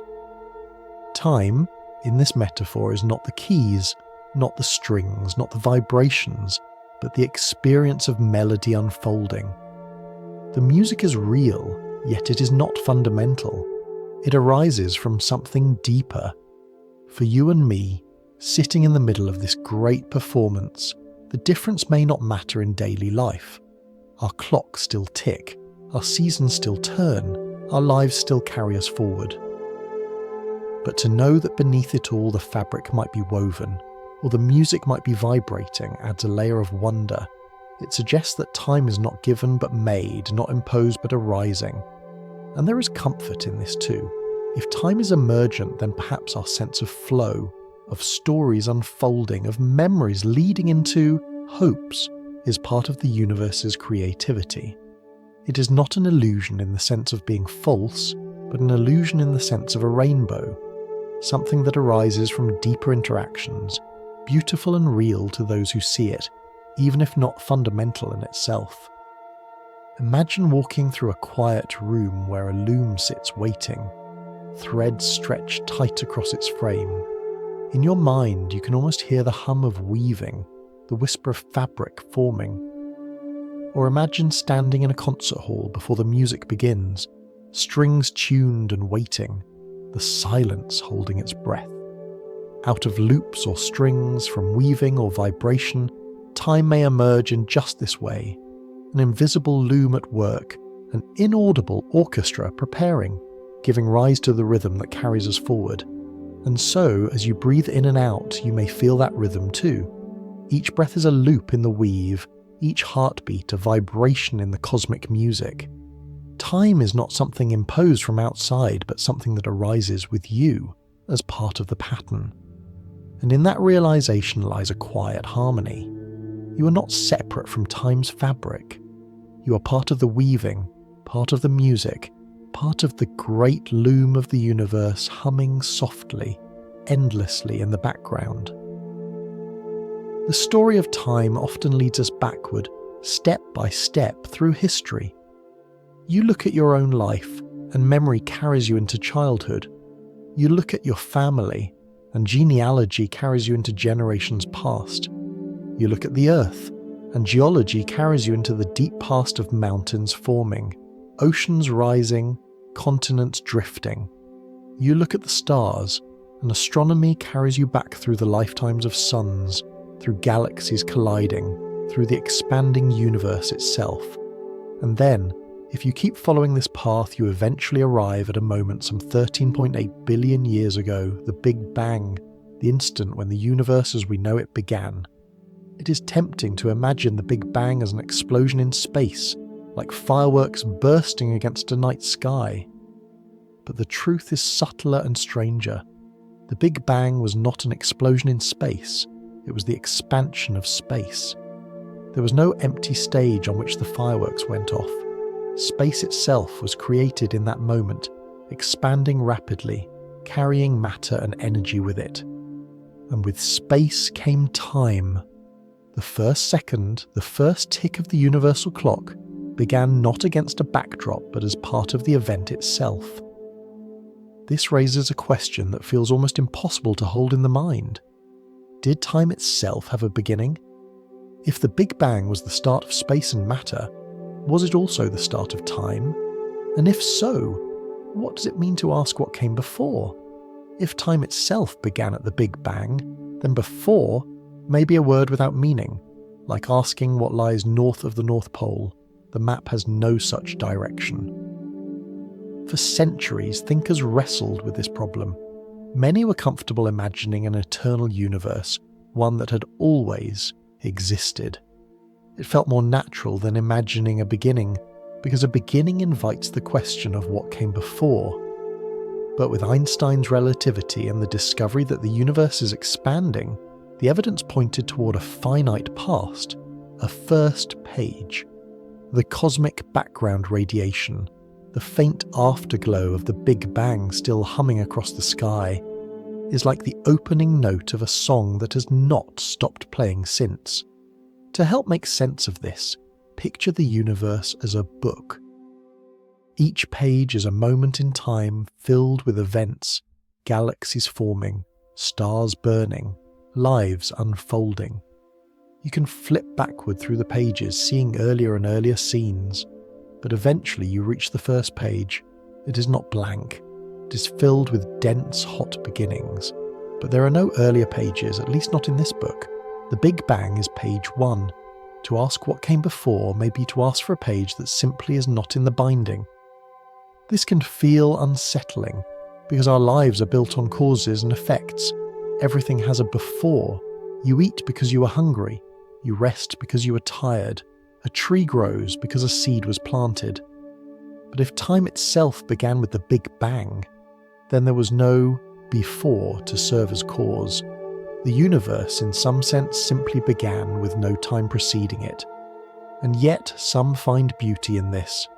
A beginning of time means a true origin, a clean start, a universe born not from something else but from itself. It allows us to imagine all of history, the rise of galaxies, the formation of planets, the stories of human lives emerging from a single moment of birth, as though the cosmos were a great symphony starting with a single note. But others resist this picture. They argue that perhaps there was something before, something we cannot yet see. Just because our book has no earlier pages does not mean the larger library has none. Perhaps the Big Bang was not the beginning of time, but only the beginning of our time, the start of one chapter in a much larger story. In later sessions, we will explore some of these possibilities: cosmic bounces, imaginary time, multiverses. But for now, let us sit with the more radical idea that time itself may have begun at the Big Bang, and that the question of before has no answer. What does it mean to live in a universe with a beginning? It means that every moment, even the one you are living now, belongs to a finite history. It means that time is not infinite in the past, but has a horizon, a boundary. That boundary is not visible, not something you can point to in the sky, but it is there in the fabric of reality, in the hum of cosmic background radiation, in the expanding galaxies drifting apart. It is as though the universe carries with it the memory of its own birth, a faint echo written into every atom, every star, every heartbeat. So when you look up at the night sky and you see the starlight shining, remember that some of that light has been travelling for billions of years, years crossing the pages of the cosmic book to reach you. And beyond the light, beyond the oldest galaxies we can glimpse, lies a horizon. Not just the edge of what we can see, but the edge of time itself, where page 1 begins. When we last left the story, the universe had a beginning, a first page called the Big Bang. But not everyone has been satisfied with this ending to the trail. Some scientists and philosophers keep asking, must there really be a first page? Must the story begin abruptly with no chapter before it? Or is there a way to imagine a universe without that sharp beginning, something softer, something that circles rather than starts? One of the most intriguing answers came from Stephen Hawking, who proposed the idea of imaginary time. At first, the phrase sounds like a trick, as though he meant pretend time, the way a child might imagine extra minutes before bedtime. But in mathematics, imaginary numbers are not pretend. They are a different kind of number, built from the square root of -1. By extending the equations of cosmology into this domain, Hawking suggested that time itself might transform.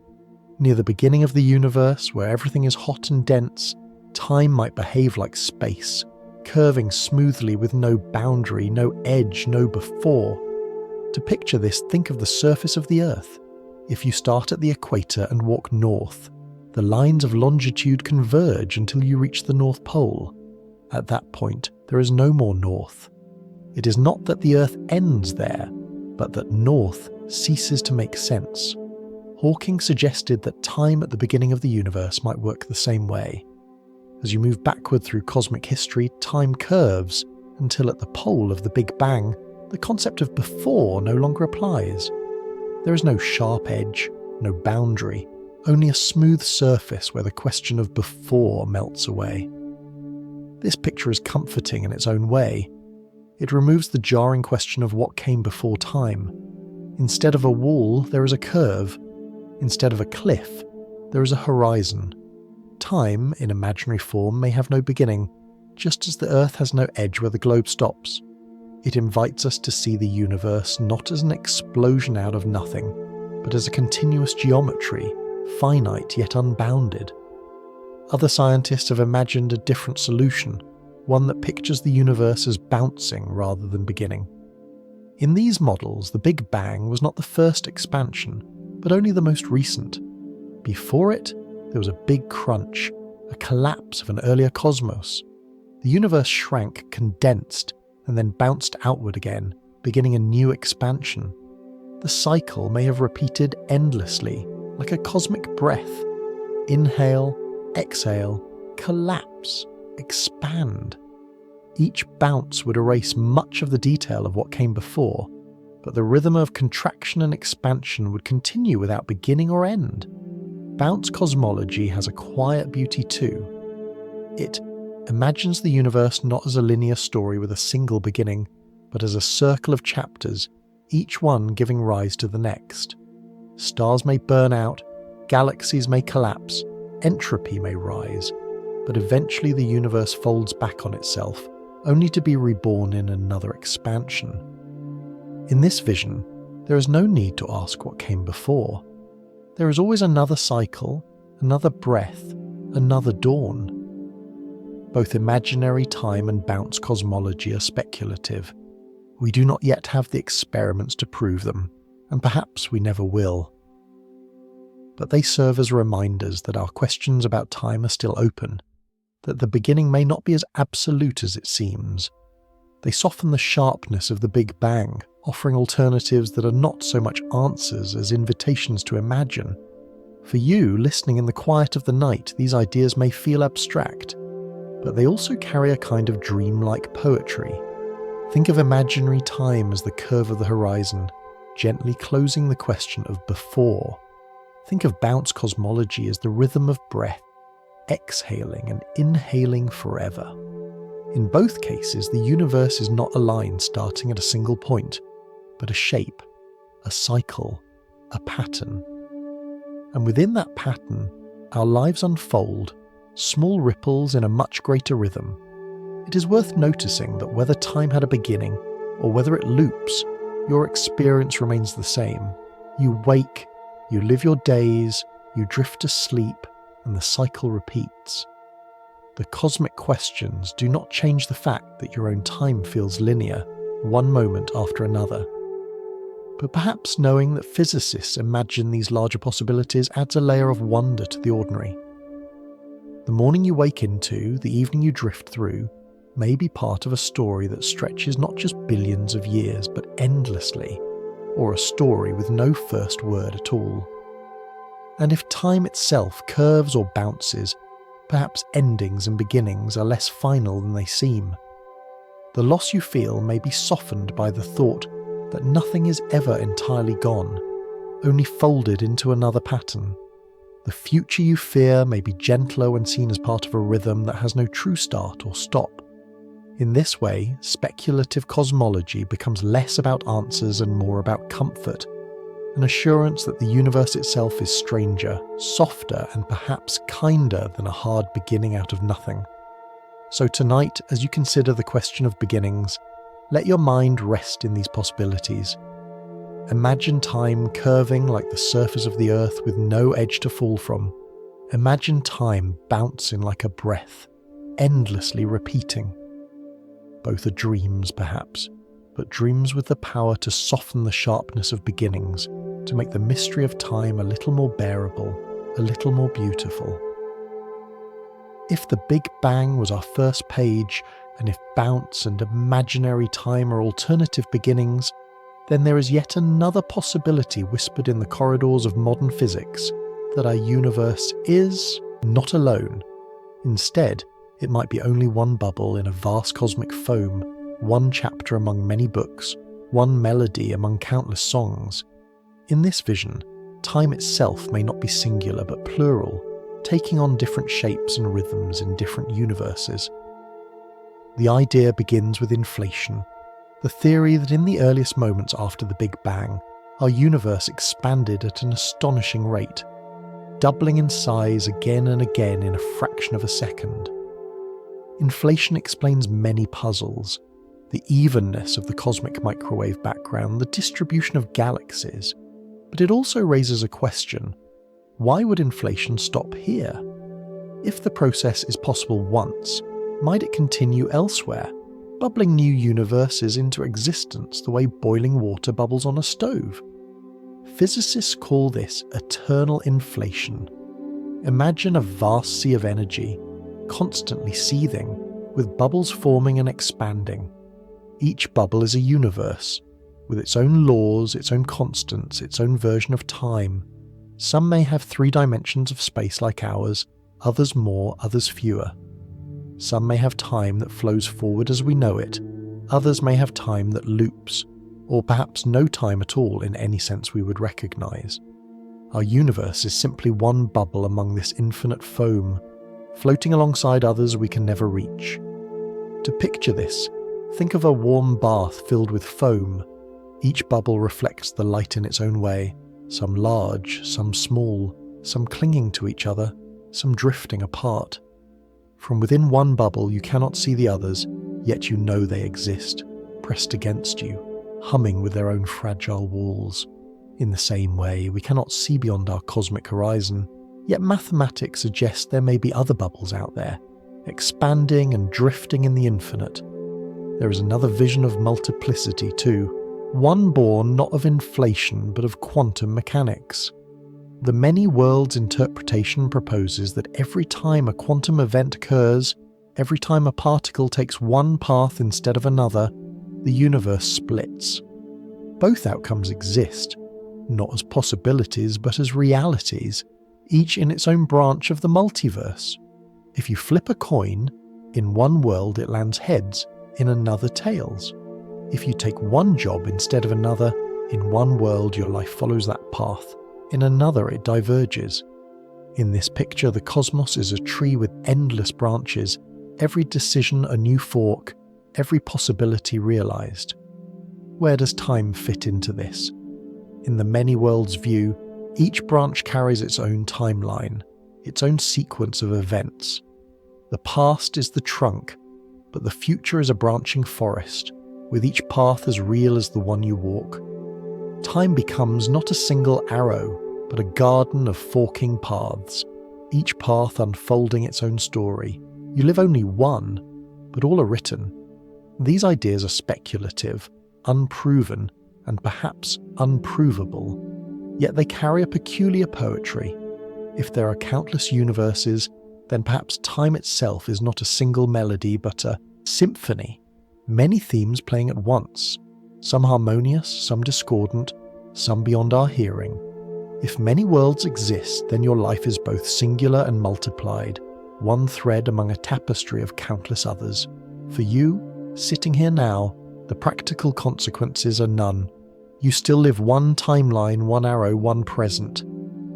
But the thought that other universes may exist, some with different arrows of time, some with none at all, can open the imagination.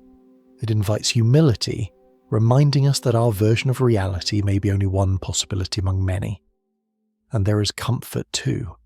In the bubble multiverse, even if our universe ends, others will continue. In the many worlds interpretation, even if you choose one path, somewhere another version of you explores the road not taken. It is not proof, not certainty, but it is a story that softens the finality of choices and the fragility of endings. So as you breathe quietly in the dark, imagine yourself floating in a foam of universes, each bubble glistening, each holding its own version of stars, rivers, and lives. Imagine yourself standing in a forest of branching paths, each fork a new story, each branch as real as the one beneath your feet. Whether or not these visions are true, they remind us that time, like reality itself, may be far more varied, more abundant, and more mysterious than our everyday clocks suggest. When you look at the night sky, you might think you're seeing the same universe as everyone else, one shared stage where all events unfold together. The stars seem steady, the moon glows for all, the constellations turn across the heavens with the same rhythm whether watched from a city balcony or a quiet field. It is natural to believe that time itself must also be universal, flowing the same way everywhere. But modern physics has taught us something subtler and stranger. Simultaneity is not absolute. What counts as now for you may not be now for someone else far away. Einstein first showed us this with relativity. Imagine two people watching a lightning strike on a distant hill. One is standing still, the other moving quickly on a train. The flashes of light from the strike reach their eyes at different moments, and for one, the strike may seem to happen earlier than for the other. There is no single universal now that everyone shares. Each observer carries their own slice of time, shaped by motion and distance. We like to imagine the present as something common, but in truth, it is fractured, relative, local. This relativity of simultaneity is subtle in daily life, hidden by the slowness of our speeds and the smallness of our distances. But across the cosmos, it becomes profound. Galaxies drifting at unimaginable speeds, stars caught in gravitational wells, regions separated by billions of light years, all may carry their own rhythms of time. What we call the present universe is not a single instant spread across all of space, but a patchwork quilt of many presents, stitched together by the limits of light. And then there are the mysteries at the edge of our observations. Astronomers have noticed that vast clusters of galaxies seem to be drifting in a particular direction, faster than expansion alone would suggest. They call this phenomenon dark flow. Some think it may be a statistical fluke, others that it hints at structures beyond the observable cosmos, perhaps even the gravitational tug of regions we can never see. If true, dark flow would suggest that our universe is not the whole stage, but one part of a larger stage, with influences reaching across boundaries we thought were final. In such a picture, our sense of cosmic time, our arrow, our expansion, our horizon, may be only one local rhythm among others. This raises the quiet possibility: could other times exist? Not just other universes sealed off like bubbles, but other flows, other arrows, even within a larger whole. Perhaps in some regions time moves more slowly, or more quickly, or not at all. Perhaps what we call time is only the version of change that fits our corner of reality, the way a local dialect belongs to one village but not the entire world. It is humbling to imagine that the flow you take for granted, the steady rhythm of days and nights, the comfort of calendars and clocks, might be provincial. It may belong to us, here, now, on this small planet orbiting an ordinary star. Beyond our horizon, the very concept may bend into shapes we cannot recognize. For you, sitting in this moment, the thought may feel dizzying. But there is also a certain calm in it. If time itself can vary, then our insistence on holding it steady may be misplaced. Perhaps the rushing you feel, the pressure of minutes slipping away, is less real than you think. Perhaps time is not a universal master, but a local companion, a rhythm whispered by this universe alone. Think again of music. In one room, someone plays in 4/4 time. In another, someone plays in 3/4. Each rhythm is valid. Each makes sense to those who listen. From a distance, you might hear the overlap as chaos, but within each room, the music is complete. Our time may be like that, one rhythm among many, each universe or region carrying its own beat. Or think of rivers. To someone standing on the bank of the Nile, the flow is steady and inevitable. To someone at the Ganges, the rhythm is different, the pace distinct. Each river is real, each carries water, but none is the universal river. Time too may be like that. Many rivers flowing through many landscapes, each shaped by its own terrain. Dark flow and relativity do not prove this, but they open the door. They remind us that what we experience as universal may only be local. They invite us to be humble in our assumptions, to admit that time itself may take forms we cannot imagine. And in that humility lies a kind of beauty. Our lives are not diminished by the thought that other times may exist. They are enriched, framed as part of a vast mystery that stretches beyond our reach. So tonight as you listen, imagine time not as one straight line, but as many threads, weaving in and out, some visible, some hidden, some beyond the loom entirely. Imagine that while you live one rhythm, somewhere beyond your sight another rhythm beats, and somewhere further still, silence reigns. Whether or not you will ever touch those other times does not matter. What matters is that your own time is here, now, unfolding with every breath, every word, every pause. We have wandered far tonight. We have followed Newton's steady river and Einstein's bending fabric. We have watched twins separate and reunite, one older than the other. We've hovered at the edge of black holes, where time for one person freezes while another falls freely onward. We've drifted through waiting rooms, childhood summers, and the strange elasticity of dreams.